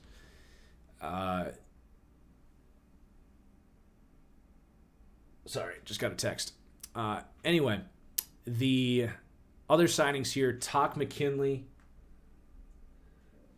Stupid text. Todd McKinley brought in here on a 1-year, $4 million contract. They need some edge help. He needs to get rejuvenated. Decent spot, but probably not going to result in much. And then they brought back, I wrote down Smith in my notes. Who's Smith? What Smith did they bring back? They brought back Rashad Higgins and I should have wrote a first name down because I just wrote Smith and Higgins. Chat, help me out. What Smith did they bring back? I'm not gonna hang on this, but they re-signed some guys, and other than John Johnson, they haven't done a ton there. But the Browns are Malcolm Smith. Thank you, chat. Yeah, Malcolm Smith got a lot of reps at linebacker for them. He's kind of an insurance policy there. All right, so yeah, Rams getting better. Rams have had a good offseason. They have a lot more cap space to play with, so I don't think this is the end of the Rams sort of run. Then we got the Ravens. Ravens have been busy. They added Zeitler before free agency technically started. He was released by the Giants. And just like we talked about with the Lions, with Kenny Golladay, not counting as a comp pick. It's the same thing with Zeitler. They've got Matt Judon, just got paid. And there's someone else. Anyway, they're going to get a comp pick for Judon. And they didn't want to lose that, so they bring Zeitler back, and they still might do something here. Ravens fans are just clamoring for a receiver. I've talked about that, how they could use a receiver, but I don't think that they value a perimeter receiver the same way other teams do because they know the way their offense works. And just to be straight up, like Lamar Jackson is not a awesome outside receiver thrower. He doesn't throw to his receivers a lot. So if you give Kenny Golladay $17 million, is it going to be worth that upgrade? I think it would upgrade their offense. Don't get me wrong. It would help Lamar Jackson. But is it worth the same to them as it is for another team? I don't know. I think that's why you aren't seeing the Ravens sign the receiver like all the Ravens fans are clamoring for. But they're keeping some of their own on the defense. Tyus Bowser, flexible edge piece. And Derek Wolfe was brought back, who was okay as a run defender for them last year, so patching up that front seven a little bit. And then they trade for Josh Oliver. I've been very rough on Josh Oliver. I thought he was one of the worst draft picks in his class by the Jags. Now, if Eric DeCosta sees something in him, I'm not going to question him, but I don't think Josh Oliver can play. I don't think he makes the team. They gave a conditional pick. It's probably like a conditional future seventh, so he was probably going to get cut by Jacksonville. I don't think he can play, but if anyone can get anything out of him, it's the Jags. All right, on to the Pittsburgh Steelers. Let's update the graphic. Steelers have not been very busy. Kept a couple of their own. Cam Sutton, underrated slot corner. Really good to get him back because Mike Hilton is out. They couldn't afford Mike Hilton. But Cam Sutton was right there with Mike Hilton. He's going to be a really good football player, Cameron Sutton. I think he is going to slowly emerge as one of the top slot corners in the league. And 2 years, $9 million, great contract there. And then they bring Zach Banner back. He was okay before he got hurt. Right tackle, big dude. And he fits what they want to do. So Zach Banner, good to get him back. I think he has a very good chance of starting next year for them. And then they're losing a lot of guys. Alualu's gone, Mike Hilton's gone, Juju and Villanueva are currently free agents. So they're trying to keep some of their own, I think. I wouldn't be stunned if they bring Juju back on like a 1-year, $10 million contract, like sounds like Will Fuller just got. But the Steelers are kind of falling off a little bit. They're going to be a tough team to project next year. They got to draft well because they've really been pushed up against the cap. Okay, the Bengals. Got to update the graphic. Don't want to forget that. Bengals have been doing some stuff. There was a big debate when they paid Trey Hendrickson instead of Carl Lawson. I don't think they wanted to commit to Carl Lawson. I wouldn't have done this. I would have extended Carl Lawson, but I think that they were afraid of giving that much money to a guy that they know is kind of a ticking time bomb with injuries. So I understand not wanting Carl Lawson, and then they go for Trey Hendrickson, who kind of fits their bigger bodied defensive end scheme fit there. He's fine. The contract looks a lot worse than it is. It's extremely front-loaded in its guarantees, so it's a 4-year, $60 million contract, about $15 per, but it's really just a 1-year deal. If he's not good, they can cut him next year. I think they take on like $4 million in dead cap. It's really not that big a deal if they release him after the first year, and the sacks he had last year were a fluke. But if he plays up to it, which he has the potential to do, he's never been a full-time starter. You know, when like Darius Smith signed for a contract like this, a lot of people didn't think it was like all that good of a move for like the Green Bay Packers. And then he played up to that contract once he became a full-time starter. So he's got a chance to play up to it. He's more, healthy, more reliable guy than Carl Lawson maybe.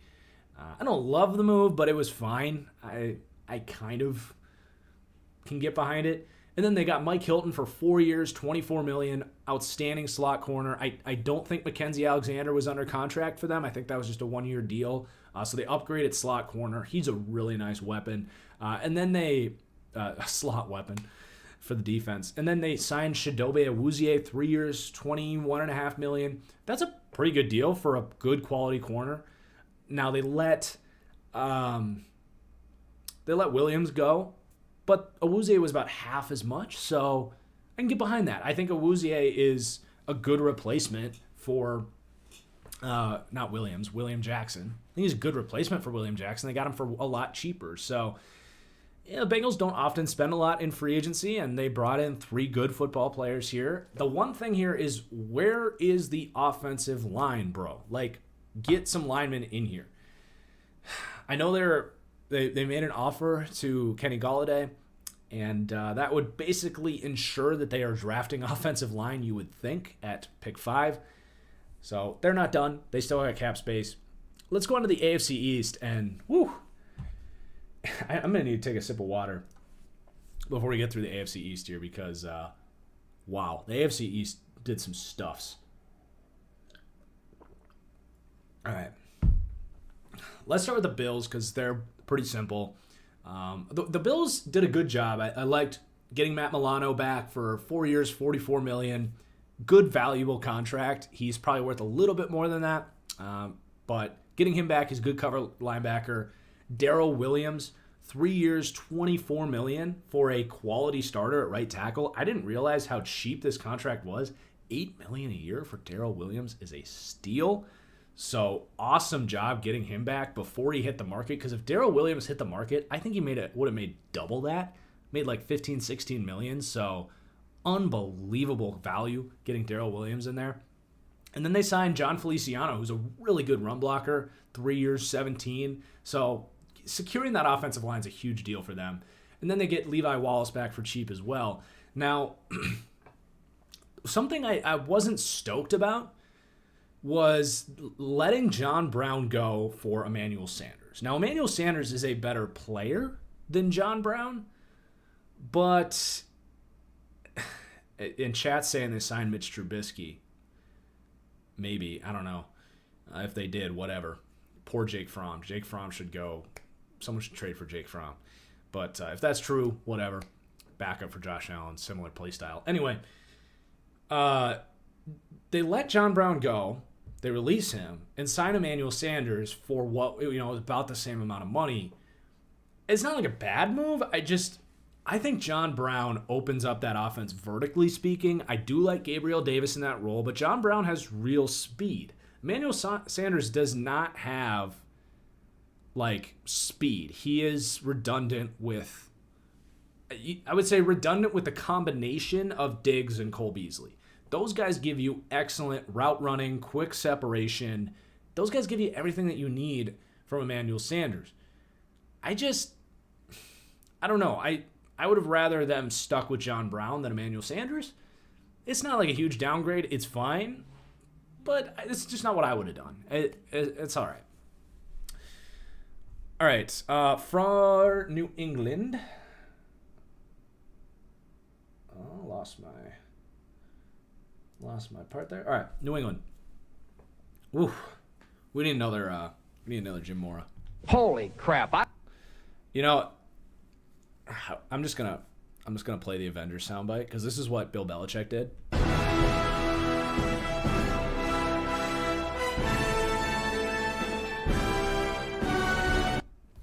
That was Bill Belichick. He was like, "We getting everybody together. We're taking down Thanos."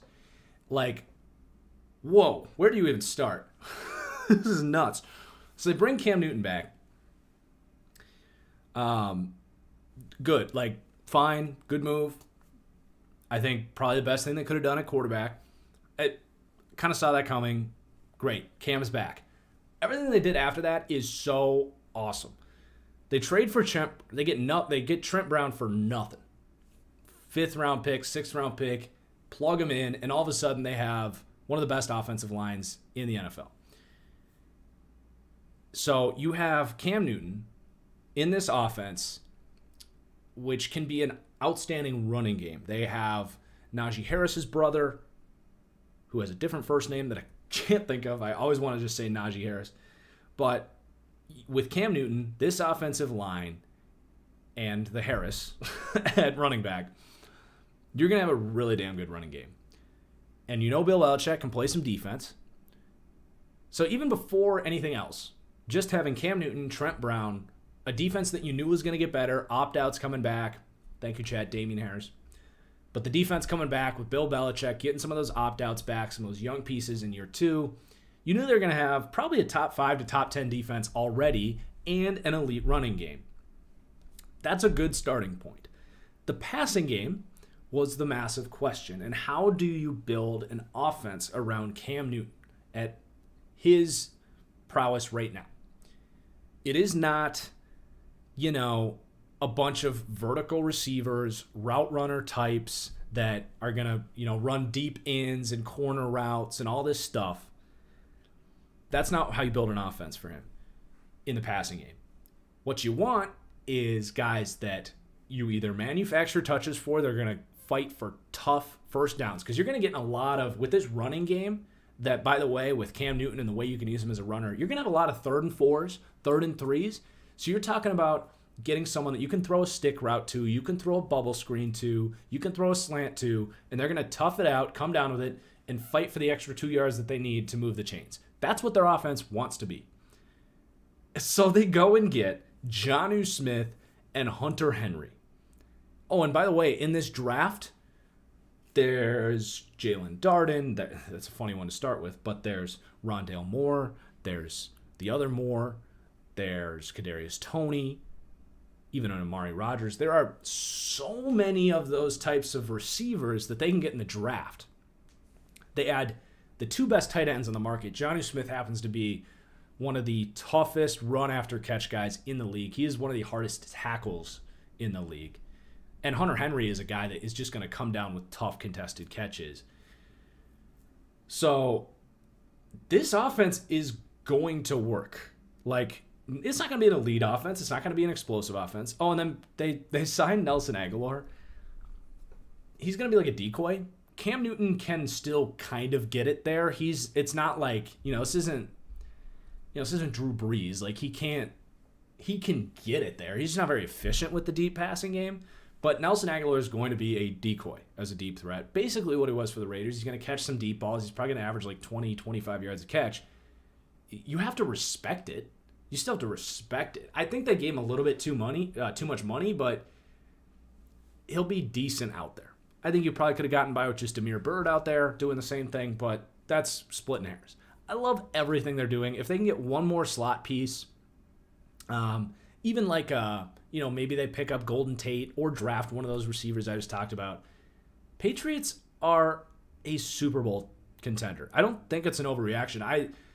I love this style. When we did the stream last Tuesday or this Tuesday, I did a mock draft at the end of it, and this was after they had already gotten Jonnu Smith, and I still drafted in the second round. I drafted Brevin Jordan because I said 12 personnel for this team with the read option game, a beast of an offensive line. You run 12 personnel and just fight for tough yardage. They're going to play ball control, obnoxious offense. Cam Newton is one of the most methodical passers in the league. So I know what you guys are saying in the chat. Like, really? The Patriots with Cam Newton, the way he played last year, can win a Super Bowl? In pretty much any other situation, I don't think so.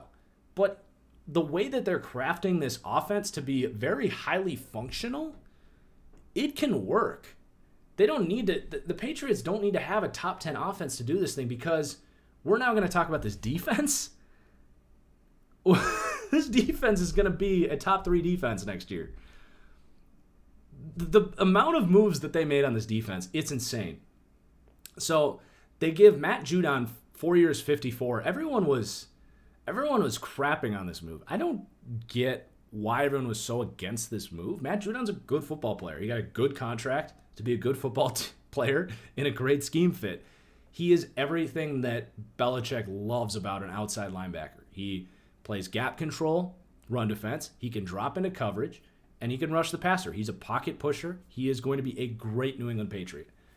And it's a 4-year, $54 million contract, $13.5 million a year. That's a really good contract for him, and it's harmless after 2 years. They can get rid of him after 2 years, and it's basically a 2-year, $24 million contract. So he's a great fit. He's an upgrade to that group, and he's going to be a mentor and allow a rotation between Ushi and Anthony Jennings, who are awesome. That edge group, and they got Kyle Van Noy back, by the way. So all of a sudden, that edge outside linebacker hybrid position group, they're rocking and rolling. But that's not all they did. They got Devon Godshaw, who's a really good run defender, knows the system, played in Miami. That was a good contract. They brought back Dietrich Wise, who was a really good third down pass rusher. So the pass rush is solid. They add Henry Anderson. Did you guys even know that the Patriots signed Henry Anderson, who's like a good quality defensive end who is an amazing scheme fit here?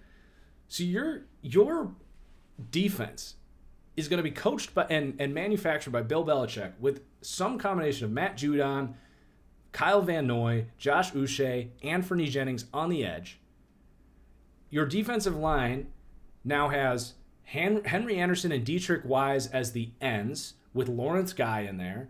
You've got Devon Godshaw, depth on the interior there. The linebackers, you get Hightower back. Yeah, Winovich. I haven't even mentioned Chase Winovich, by the way, who was super productive last year. You get Hightower back. They bring in Patrick Chung and the Texas safety that I can't think of his name. He's a cover linebacker. The way that they use those guys is brilliant. And then the secondary is all coming back. Patrick Chung just retired. They were ready for it. They have tons of guys in that group, which is kind of why, by the way, they signed Jalen Mills for 4 years, $24 million, which is really, it looks like a big number for Jalen Mills. If you look at the contract, the Jalen Mills contract is really just 2 years, $11 million. The last 2 years are nothing. So don't overreact to the 4 years, $24 million on Jalen Mills. their secondary is insane. There's no way they trade Gilmore at this point. I'd be very surprised. That J.C. Jackson, a little risky with the second round tender there. New England, I think they're going to end up having to pay J.C. Jackson. I think someone's going to offer a second round tender for J.C. Jackson. But yeah, they got the 2 top corners. Is Jonathan Jones a free agent, or do they still have him? Let's see there. Is he back? Because Jonathan Jones is a hell of a third corner. Yeah, Jonathan Jones is back. You still have Jamal Williams, who's an interesting mismatch piece. They just added Jalen Mills to be kind of that hybrid sort of fourth corner. And then the safeties, you've got Devin McCourty, obviously. Kyle Duggar, who looked pretty good. He's second-round pick. He was basically their first-round pick next year. He's a beast. You got Adrian Phillips. They have 25 pieces on this defense that Bill Belichick is going to deploy. This could be I don't think it's an overreaction to say this could be one of the best Belichick defenses we've ever seen. And the offense, I think, is going to be a functional, consistent, punch you in the mouth, move the chains, like ball control offense. I love what the Patriots are doing. I'm going to be making Patriots Super Bowl future bets. I don't know what their odds are. I really believe in this team. I think that Bill Belichick had a plan from the get-go when Brady left. And, man, I am just lighting up about this team. I think this is... We've been critical of Belichick as a GM over the last couple of years, but this was just kind of Belichick back at it. This was really impressive. Really, really impressive work. And I'm excited to see it. All right. Then we got the New York Jets, who also did a great job. Very straightforward here for the Jets. Corey Davis, unbelievably valuable contract. 3 years, $38 million for Corey Davis. You kidding me? Outstanding value there. He is going to be a number 1 for them. Zach Wilson or Darnold, whoever it's going to be very happy to have him. That's going to take pressure off of Denzel Mims. They also might be bringing in Juju here. I love Crowder. That was between Corey Davis and Carl Lawson. I think the Jets had potentially the 2 best signings for their team. I think Corey Davis and Carl Lawson were just home run signings. Carl Lawson is exactly what they need. I thank you for reminding me to change the graphic there. But Carl Lawson, I talked about him being a guy that you don't want him starting 1,000 snaps because of the injury risk. Well, the Jets have this plethora of big-bodied defensive ends. Let me pull up the Jets edge group here. So the Jets have probably some guys you aren't familiar with, but Kyle Phillips, John Franklin Myers, I guess Terrell Bosham's a free agent. But the Jets have been really good at getting these kind of big-bodied defensive ends, early down run defenders. And Carl Lawson doesn't need to play that role. He can come in on second and long, third downs, and do his thing as a super efficient pass rusher. So I think that was just a hell of a move between him and Corey Davis. And then they give Gerard Davis a 1-year, $5.5 million contract.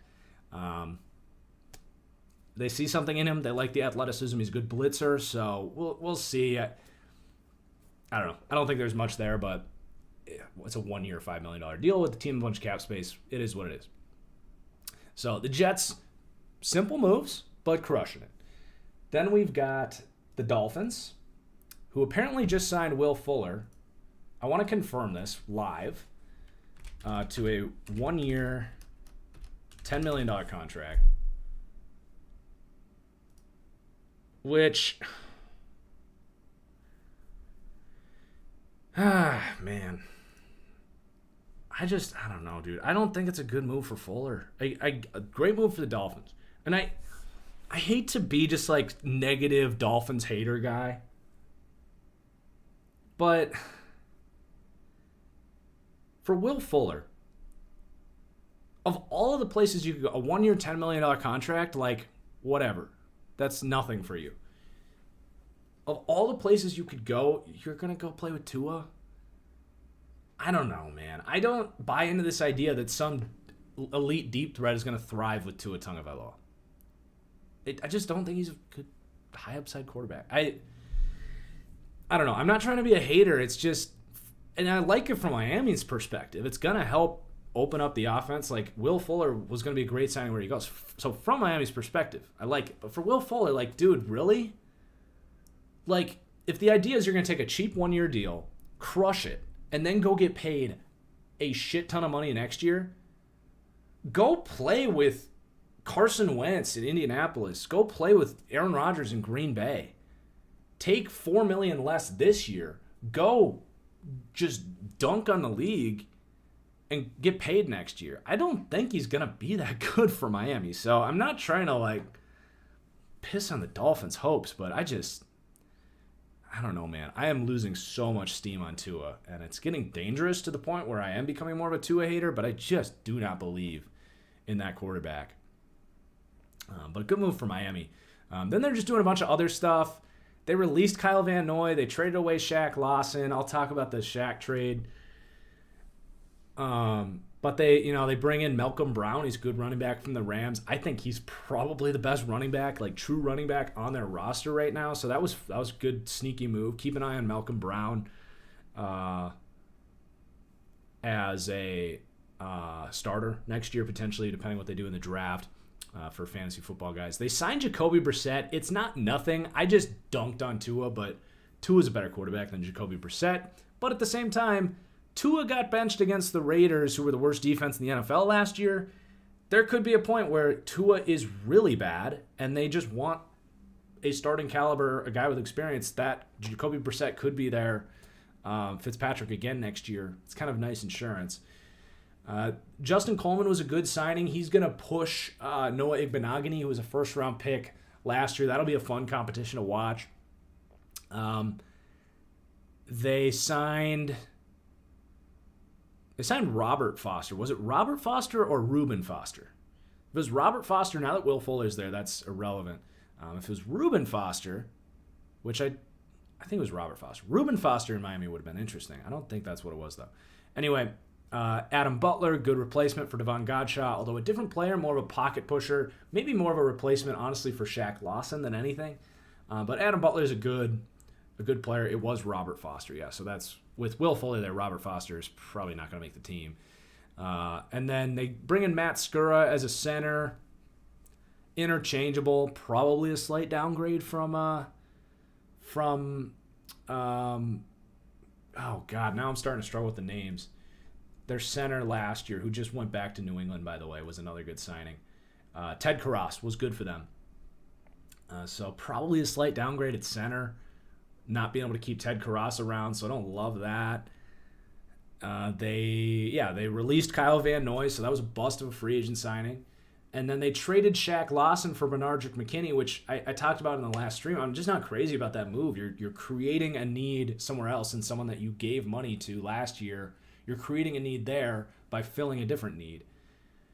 I'm just so underwhelmed by the Dolphins. Like, I don't hate any of this stuff, but I don't like any of it either. I'm just so underwhelmed. I don't really see where they're going. I don't know, man. Dolphins fans are going to call me a hater, and that's fine. I'm just being honest. I don't think they're doing a very good job.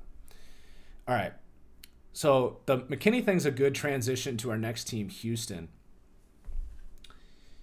Let me pull up the graphic.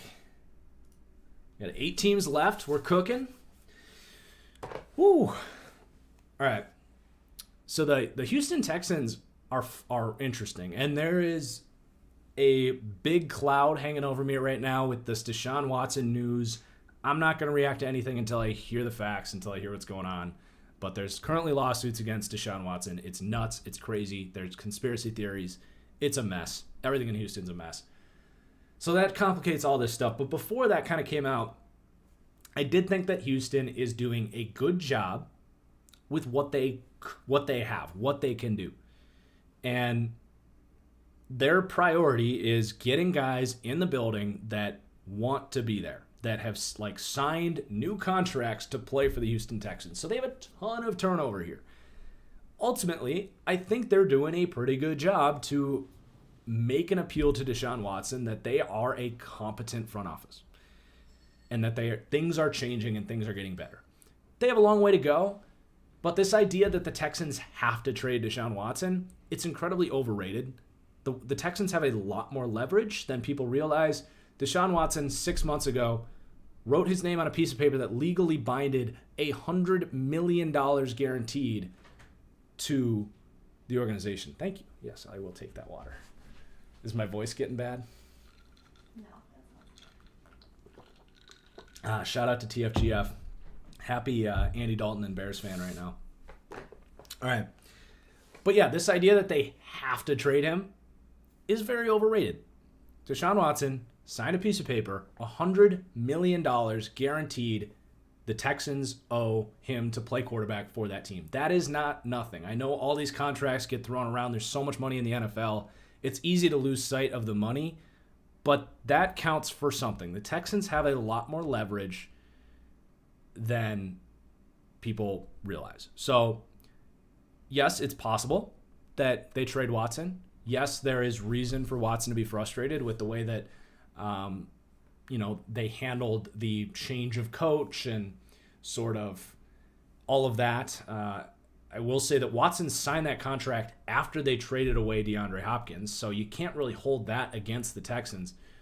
But anyway, that's a whole different spiel. I think that the Texans are doing a good job to show that this new regime with the new GM they brought in from New England is making good moves. I think that the team is much better now.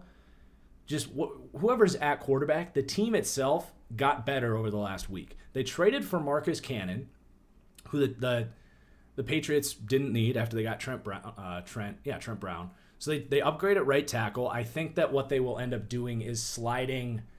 Getting close to hour 2. The names are starting to escape me. Titus Howard. They're going to slide Titus Howard into right guard, which he could actually be. He's got size. He's 6'5", 320. He could be a good right guard for them. So that's kind of an overall upgrade of the offensive line. I think Shaq Lawson is a great addition on that defensive line. They gave up Benardrick McKinney, who's a good run stuff and middle linebacker, but I think they showed by signing Christian Kirksey, Kevin Pierre-Louis, that they can replace that linebacker spot. They got Lovie Smith there on the defense. He knows a thing or two about linebackers and the cover 2 system, and I think they're comfortable with the new linebackers they have there. Benardrick McKinney was not going to be a good scheme fit for them because those linebackers in cover 2 defense got to get deep, and that's not Benardrick McKinney, so just wasn't really a scheme fit anymore. Shaq Lawson's a really good, tough run defender. He's going to show up and play for them. So they got better on defense. They brought back Hargraves. They signed Terrence Mitchell, which, again, get guys that want to be there. Terrence Mitchell signed a contract to be there. He understands what he's walking into. He's going to be a professional. He's going to show up. The secondary got better. The defensive front got better. The offensive line got better. They still have Brandon Cooks. They still have Randall Cobb. They have Keyz. They have some young tight ends. They brought in Mark Ingram. They have David Johnson. The Texans aren't this complete disaster of a football team. I know that Deshaun Watson's mad at the organization. I get it. But I think that if Watson comes and plays next year, this idea that he's going to hold out and do all this stuff, he can do that. He's going to get fined out the absolute ass. I hope nothing comes from all these allegations. I hope that's just, I have no idea what to think about that. That is just throwing a wrench in all of this. But if Deshaun Watson plays for this football team, they are a playoff contender. I think they're doing a good job. I think this idea that Houston has nothing is very overrated. And I think that this new front office is doing a good job. So I'm impressed. Obviously, there's a lot going on there in Houston, but they did a lot of stuff this week, and a lot of it was impressive stuff. So let's move on to the Tennessee Titans, who have also had a very busy week. For a little while, it was looking like the Titans were falling off the face of the earth. Like their team was crumbling. They didn't have any money. No one wanted to play there. And I kind of went back in on my whole Titans could be sneaky bad next year take. But this is why you don't overreact. You let the offseason play out. How many times do we see teams the Raiders, a great example. There's other teams where stuff starts happening, you don't really understand it, and you see the teams say, insert general manager name, we trust. There's a plan, right? You're seeing it with the Ravens right now. They're saying, in DeCosta, we trust. That they're going to get a receiver for them. You see it all around the league with all these different teams. So with the Titans, it was kind of like everything's falling apart. Everyone's a free agent. The whole defense is crumbling. Now, offensively, they still got some work to do, but the idea was they've got a plan, right? Because they traded away Isaiah Wilson. They released Kenny Vaccaro. They released Malcolm Butler. They released Adoree Jackson. They released Dennis Kelly. And it's like, oh my God, this team has no talent left. What is going on? But as things play out, they signed Bud Dupree, which people were shitting on this contract. I don't think it's that bad. He's a really good pocket pusher. He's a good complement to Harold Landry. I like that duo. I think you got two good number 2 rushers. He's a great scheme fit. I don't hate it. It was a lot of money, probably more than I would have paid, but I don't hate that signing like everyone else does. It's fine. And the fact that they were able to get some of these, they found value elsewhere, which compensates for that. And it's only $35 million guaranteed for Bud Dupree.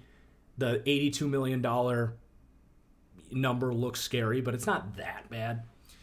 So they add to the defense. Janoris Jenkins is a pretty much hand-for-hand replacement for Adoree Jackson. Jackson's younger and higher upside, but both those guys are really good in man coverage, good athletes. Jenkins, the one with the experience, probably more consistent than Adoree Jackson.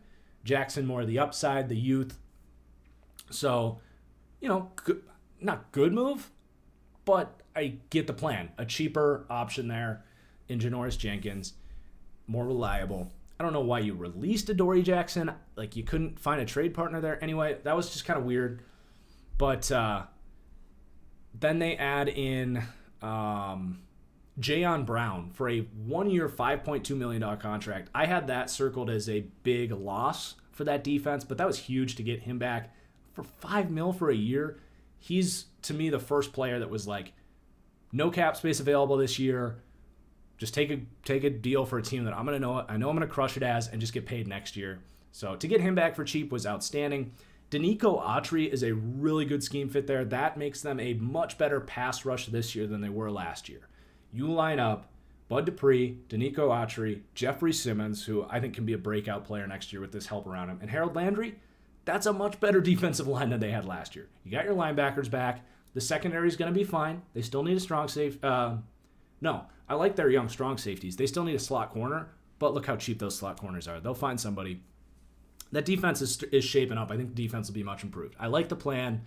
I was hard on them out the gate, but I will admit, good job. They stayed composed. They filled out their team. I think their defense is in better position now than they were before the offseason. Now, the offense is another question.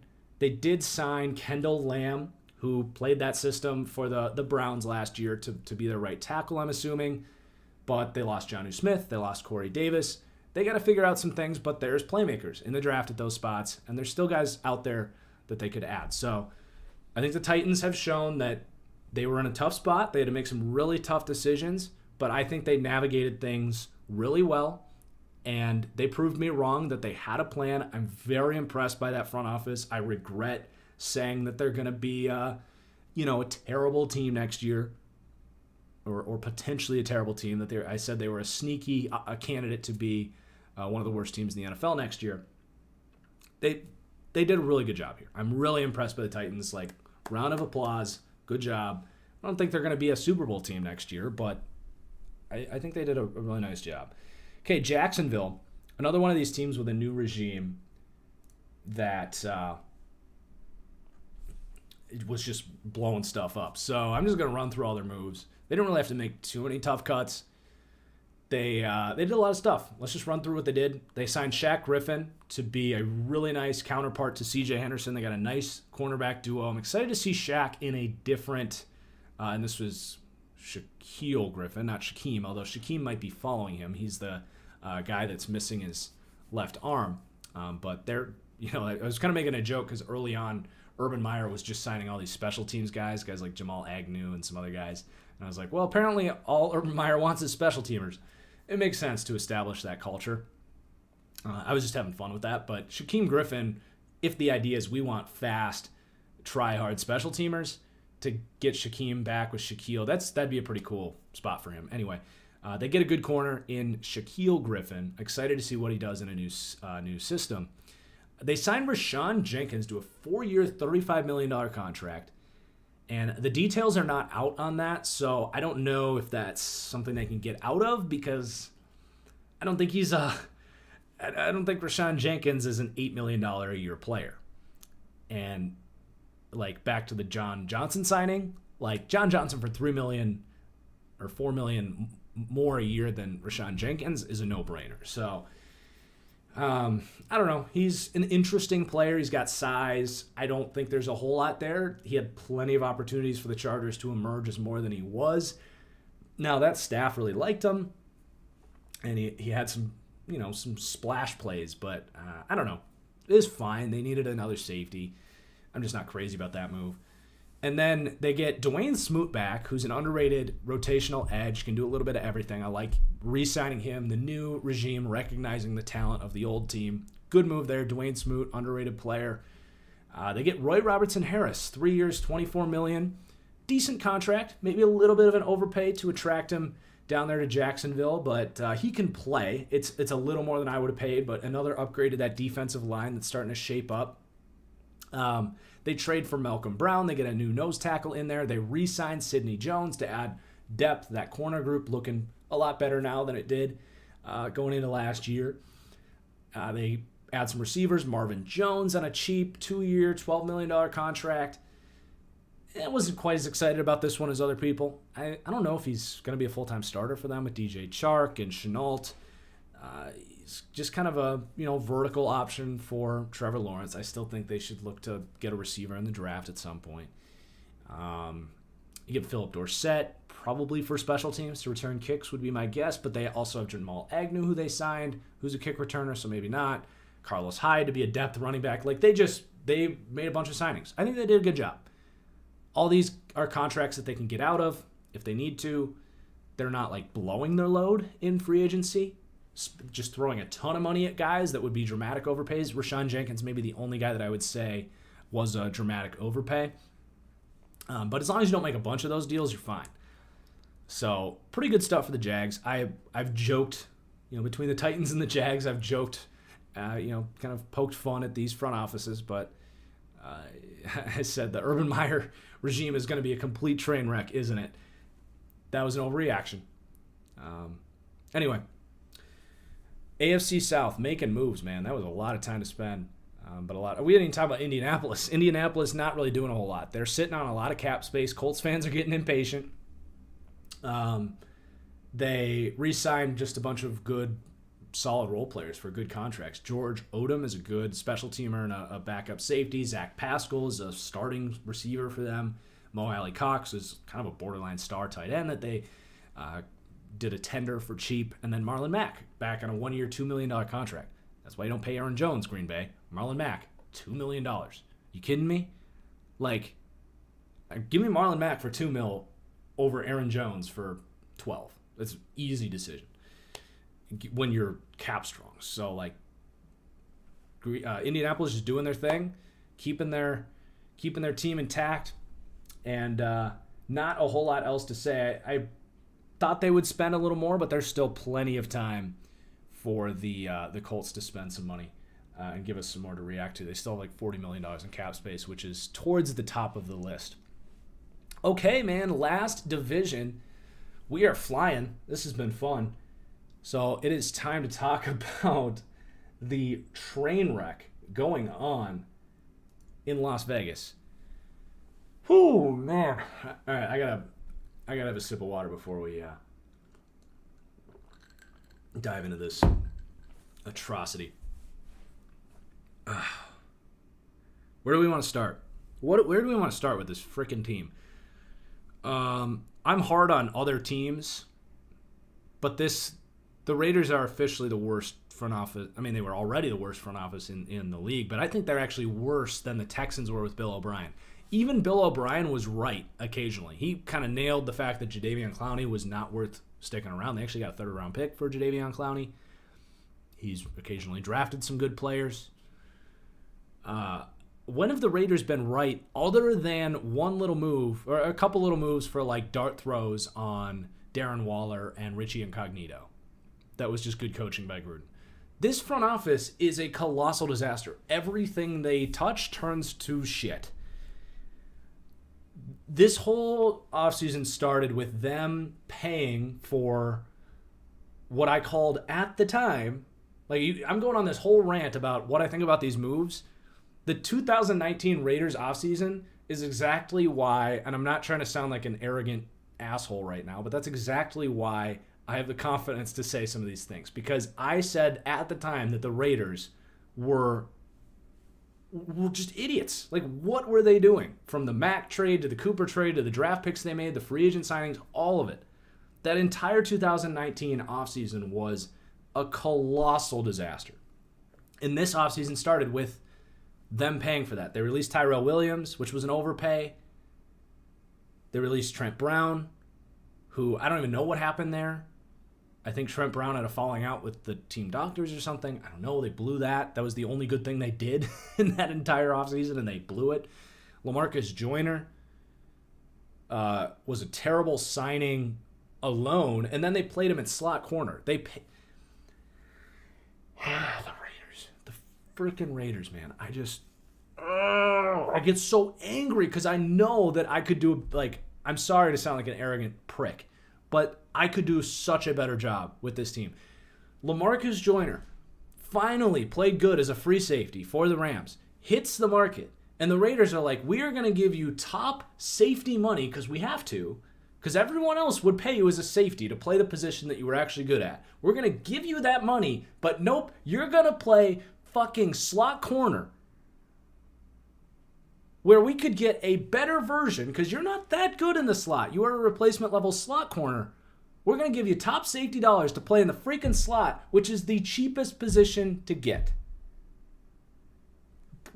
That is just bullet point number 17 on the list of dumbass things that this front office has done. It drives me insane. Then, all of a sudden, they say they're releasing Rodney Hudson, who's still probably the best center in the league.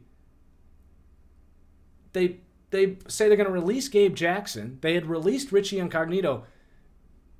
John Gruden, this is my new keyboard. This is the delete button. I'm not going to press it because I don't know what it's going to do to the stream. John Gruden pressed that on his offensive line for no fucking reason. He was just like, I'm just going to delete the offensive line. Fuck them. Fuck everybody. Delete, delete, delete. Why not? Let's see what happens. Why? What are they doing? Oh my God. So, what that does is the whole league now knows that you're going to get rid of Rodney Hudson. So, instead of just taking a deep breath and saying, okay, we want to get rid of Rodney Hudson. I don't know why. I don't know why you would want to do that, but this is like the Khalil Mack thing all over again. I shredded the Khalil Mack trade because they traded him overnight. They didn't even get 2 first-round picks for Khalil Mack because they traded him at 7 in the morning. They didn't even take in all their offers. They were so stubborn. It went from 7 p.m., they're trading Khalil Mack, to 7 a.m., Khalil Mack has been traded for a first-round pick and a second-round pick swap. Every other superstar defensive player has gotten at least 2 first-round picks. And this is the same thing. You got to maximize value all across the board. They screw up value in the draft. That's a whole different tangent about the stupid-ass draft picks they've made. Overdrafting guys, bad positional value, all of it. But they did the same thing with Rodney Hudson. They could have gotten, I don't know. You think the Cardinals, if they didn't know that Hudson was going to get released, don't you think the Cardinals would have given up a second-round pick? A real valuable pick, or somebody else, if you just shopped him patiently? If Rodney Hudson wanted to leave, fine. Fine, it happens. But they just demolished his value by announcing to everybody, John Gruden, impatient ass, ESPN Monday Night Football superstar, like, oh, he's gone. We're releasing him. Now the whole league knows that they don't have to give up a ton for him.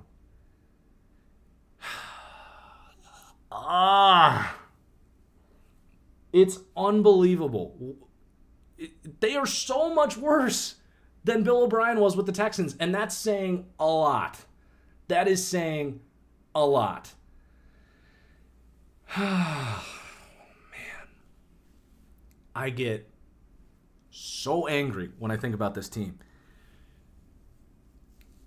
I don't even know where to start and where to stop. But they signed Yannick Ngakoue. They finally got someone close to a number one edge rusher. He's not. He's a good number two. They upgraded the pass rush.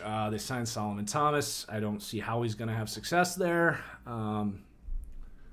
Maybe in the Michael Bennett role that he tried to play in for the 49ers for 4 years for better coaching staff. Don't see how that works out. They did bring back Richie Incognito for cheap. That was good. He's got to stay healthy. They re-signed Denzel Good. I guess he's going to play right tackle. But the Raiders are... I don't get it. I don't get it how that is allowed to happen. Like, we have 592 viewers at the moment. I would say at least 500 of you would do a better job of building this team over the last 3 years because you've played Madden once. It's unfucking believable. So I'm sorry, Raiders. Like, I'm sorry, Raiders fans. Like, you had a team and now you don't. So have fun next year. Gruden's under contract until 2028, I think. He ain't gonna make it there if he keeps letting this team fall apart. Like it's unbelievable. Okay, we got a couple more teams to talk about. We've got the Broncos. Pretty quiet. They didn't have a ton of room to maneuver, but they've done some good stuff. They signed Ronald Darby, which is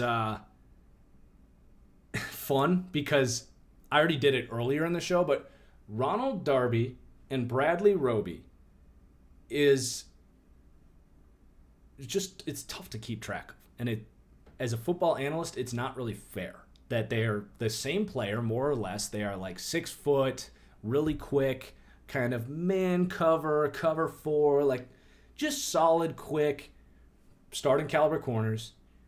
They're like the same age. Ronald Darby, Bradley Roby. Good luck keeping track of that. Who's who, blah, blah, blah. And now, to make it even worse, Bradley Roby started on the Broncos, and now Ronald Darby is there. Like, good luck. Good luck, everybody. I'm going to screw it up 20 times in the next year. I don't care. I need to just come up with a nickname for whatever Brody, Darby, whatever, who is there. This is the guy that was in Washington last year, had one of his best years, great scheme fit. I think he's an upgrade to A.J. Bouye for what he did last year. He's going to stay healthier. So good signing. 3 years, $30 million. Very similar to me to the Kendall Fuller signing, actually, that Washington made last year. Great move for Denver. It doesn't make that number 9 spot in the draft such a pressing need to go for one of those top corners. I still think they could, because you're still leaning on Ojemudia to be the opposite starter. But if you had Darby, Ojemudia, and Callahan in the slot, you could do worse. So that was a good move. I don't know how they feel about Ojemudia, but it opens up the draft board a little bit, similar to the Niners signing Trent Williams. I'm going to have a mock draft when I get back from my vacation next week, guys. So that's going to be fun to have a new mock draft that is going to look very different because of all these team needs filling, and that's a good example of that. They did decline Kareem Jackson's option. He was getting expensive. He's a good football player. They're going to have to replace that, and I could see them maybe getting him back for cheaper. It was a team option, so that's kind of a unique situation. It's going to be like $10 million. I think that there's some safeties available. I think LaMarcus Joyner is still out there. Like, he could be that good kind of hybrid deep safety in this system. There's guys that can play that role, and I wouldn't be stunned if Kareem Jackson comes back. It was just a little too expensive, so I think they've got a plan there. And then they're letting Phillip Lindsay go and bringing in another explosive undrafted free agent in Mike Boone. Dynasty owners, keep an eye on Mike Boone, who's just an explosive dude. They've got Melvin Gordon there. If Melvin Gordon ever went down, I think Mike Boone is a dude. I made sure I picked him up in one of my leagues before I recorded this. Mike Boone is an interesting guy. He's been a backup behind some good running backs there in Minnesota. But someone that Shermer is familiar with, the offensive coordinator. When Mike Boone was kind of emerging in like preseason games where he was going off, it was Shermer there in Minnesota. They brought in Patton, who obviously thinks a lot of Mike Boone, the general manager for Denver. So kind of that Vikings to Broncos connection there. Mike Boone, someone that I think they are going to probably push up the depth chart just to give him a chance to kind of prove them right on that move. So Mike Boone's definitely an interesting kind of breakout guy that if you want to sound smart around your friends, predict a Mike Boone breakout, I would say is a pretty easy prediction there. And then on to the Kansas City Chiefs.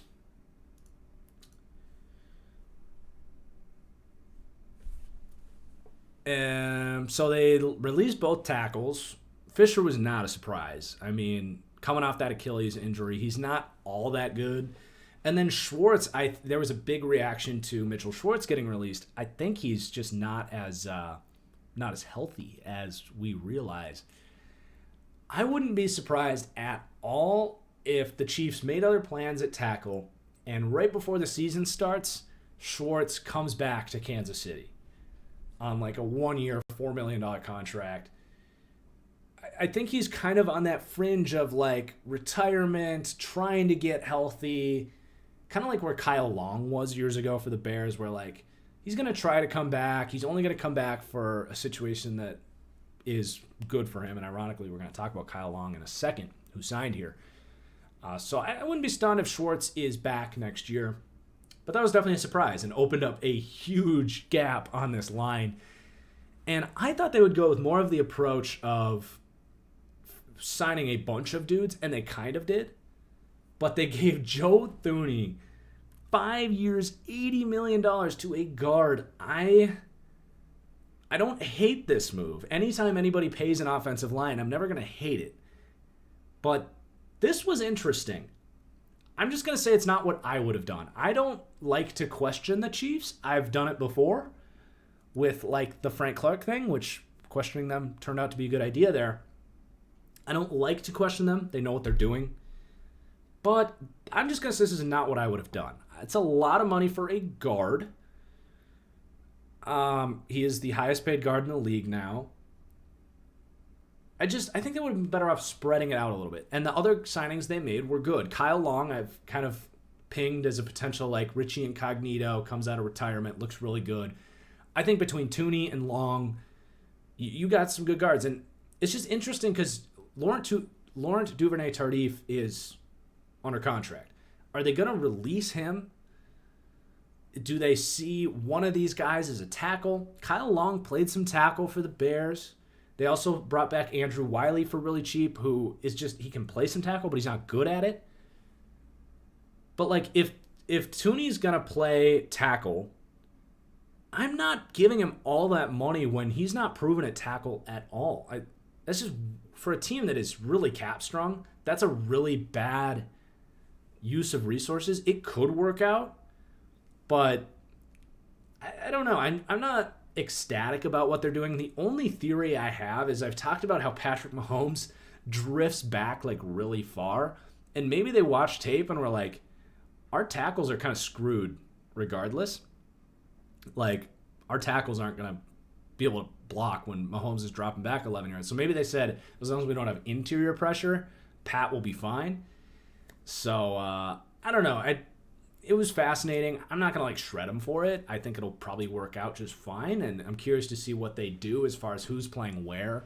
But it just is probably not the way I would have done it, and we'll see how it plays out. And then they signed Taco Charlton. Was he on the roster? I think he was. But they have a huge hole at edge opposite of Frank Clark. Right now, Taco Charlton's like the only guy on the roster. If he gets significant playing time, that'll be interesting. They clearly see something in him, a former first-round pick that's been around the league. But that's a huge need for them, is going to be edge. And then the last team here, I'm glad we get to end on a positive note, because I think I'm not doing grades quite yet for like these free agency classes and all these signings and stuff. You guys can kind of get the gist of it. I think I will do something like that next week once things have played out even more. But I think the most simplistic, easiest winners of free agency were the Jets and the Chargers. There's lots of other little stuff that I like that you guys will probably enjoy listening to this thing back. But the Chargers, they just crushed it, man. You steal Corey Linsley from the Packers. First-team All-Pro center. I don't think he's truly the best center in the NFL, but he's top 5. So, I mean, that's just a no-brainer. Like, how many freaking teams wanted Corey Linsley? There's at least 7 or 8 that were like, wait, the Packers paid a freaking running back over that guy? Like, why did they do that? Oh, well, let's go sign him. Let's go get, the first-team All-Pro center because he's available. I don't know the last time that... Hang on, we got someone in the chat that I gotta put in timeout. Torres, chill out. But I don't know the last time a first-team All-Pro offensive lineman hit the market. Trent Williams did, and I don't know if Trent was first-team All-Pro, but Trent's like 33, lots of kind of injury records, so maybe that's the first 2 times it's happened. But anyway, a first-team All-Pro center hits the market, and you're the team that signs him. I don't really care what the price tag is. You win. And then they get Matt Filer. Super sneaky, underrated signing. Because he's going to start at one of the guard spots where he was solid for the Steelers at guard, but he was actually best at tackle for the Steelers. And he's just a versatile dude. Really good deal. 3 years, $21 million for a versatile swingman that's a quality starter, either at guard or tackle. And the reason that's important is I think he could actually start at left tackle if they really strike out there, like through the draft and all that stuff. I think he could start there. He can start at guard. But Brian Bulaga, the dude has played like 60% of his games over the last 5 or 6 years. Like, very few well-paid starters in the NFL. It's like Deshaun Jackson-esque as far as like him consistently missing games. He's one of these players that it's terrible that you have to. Like Jason Verrett was this way for a while.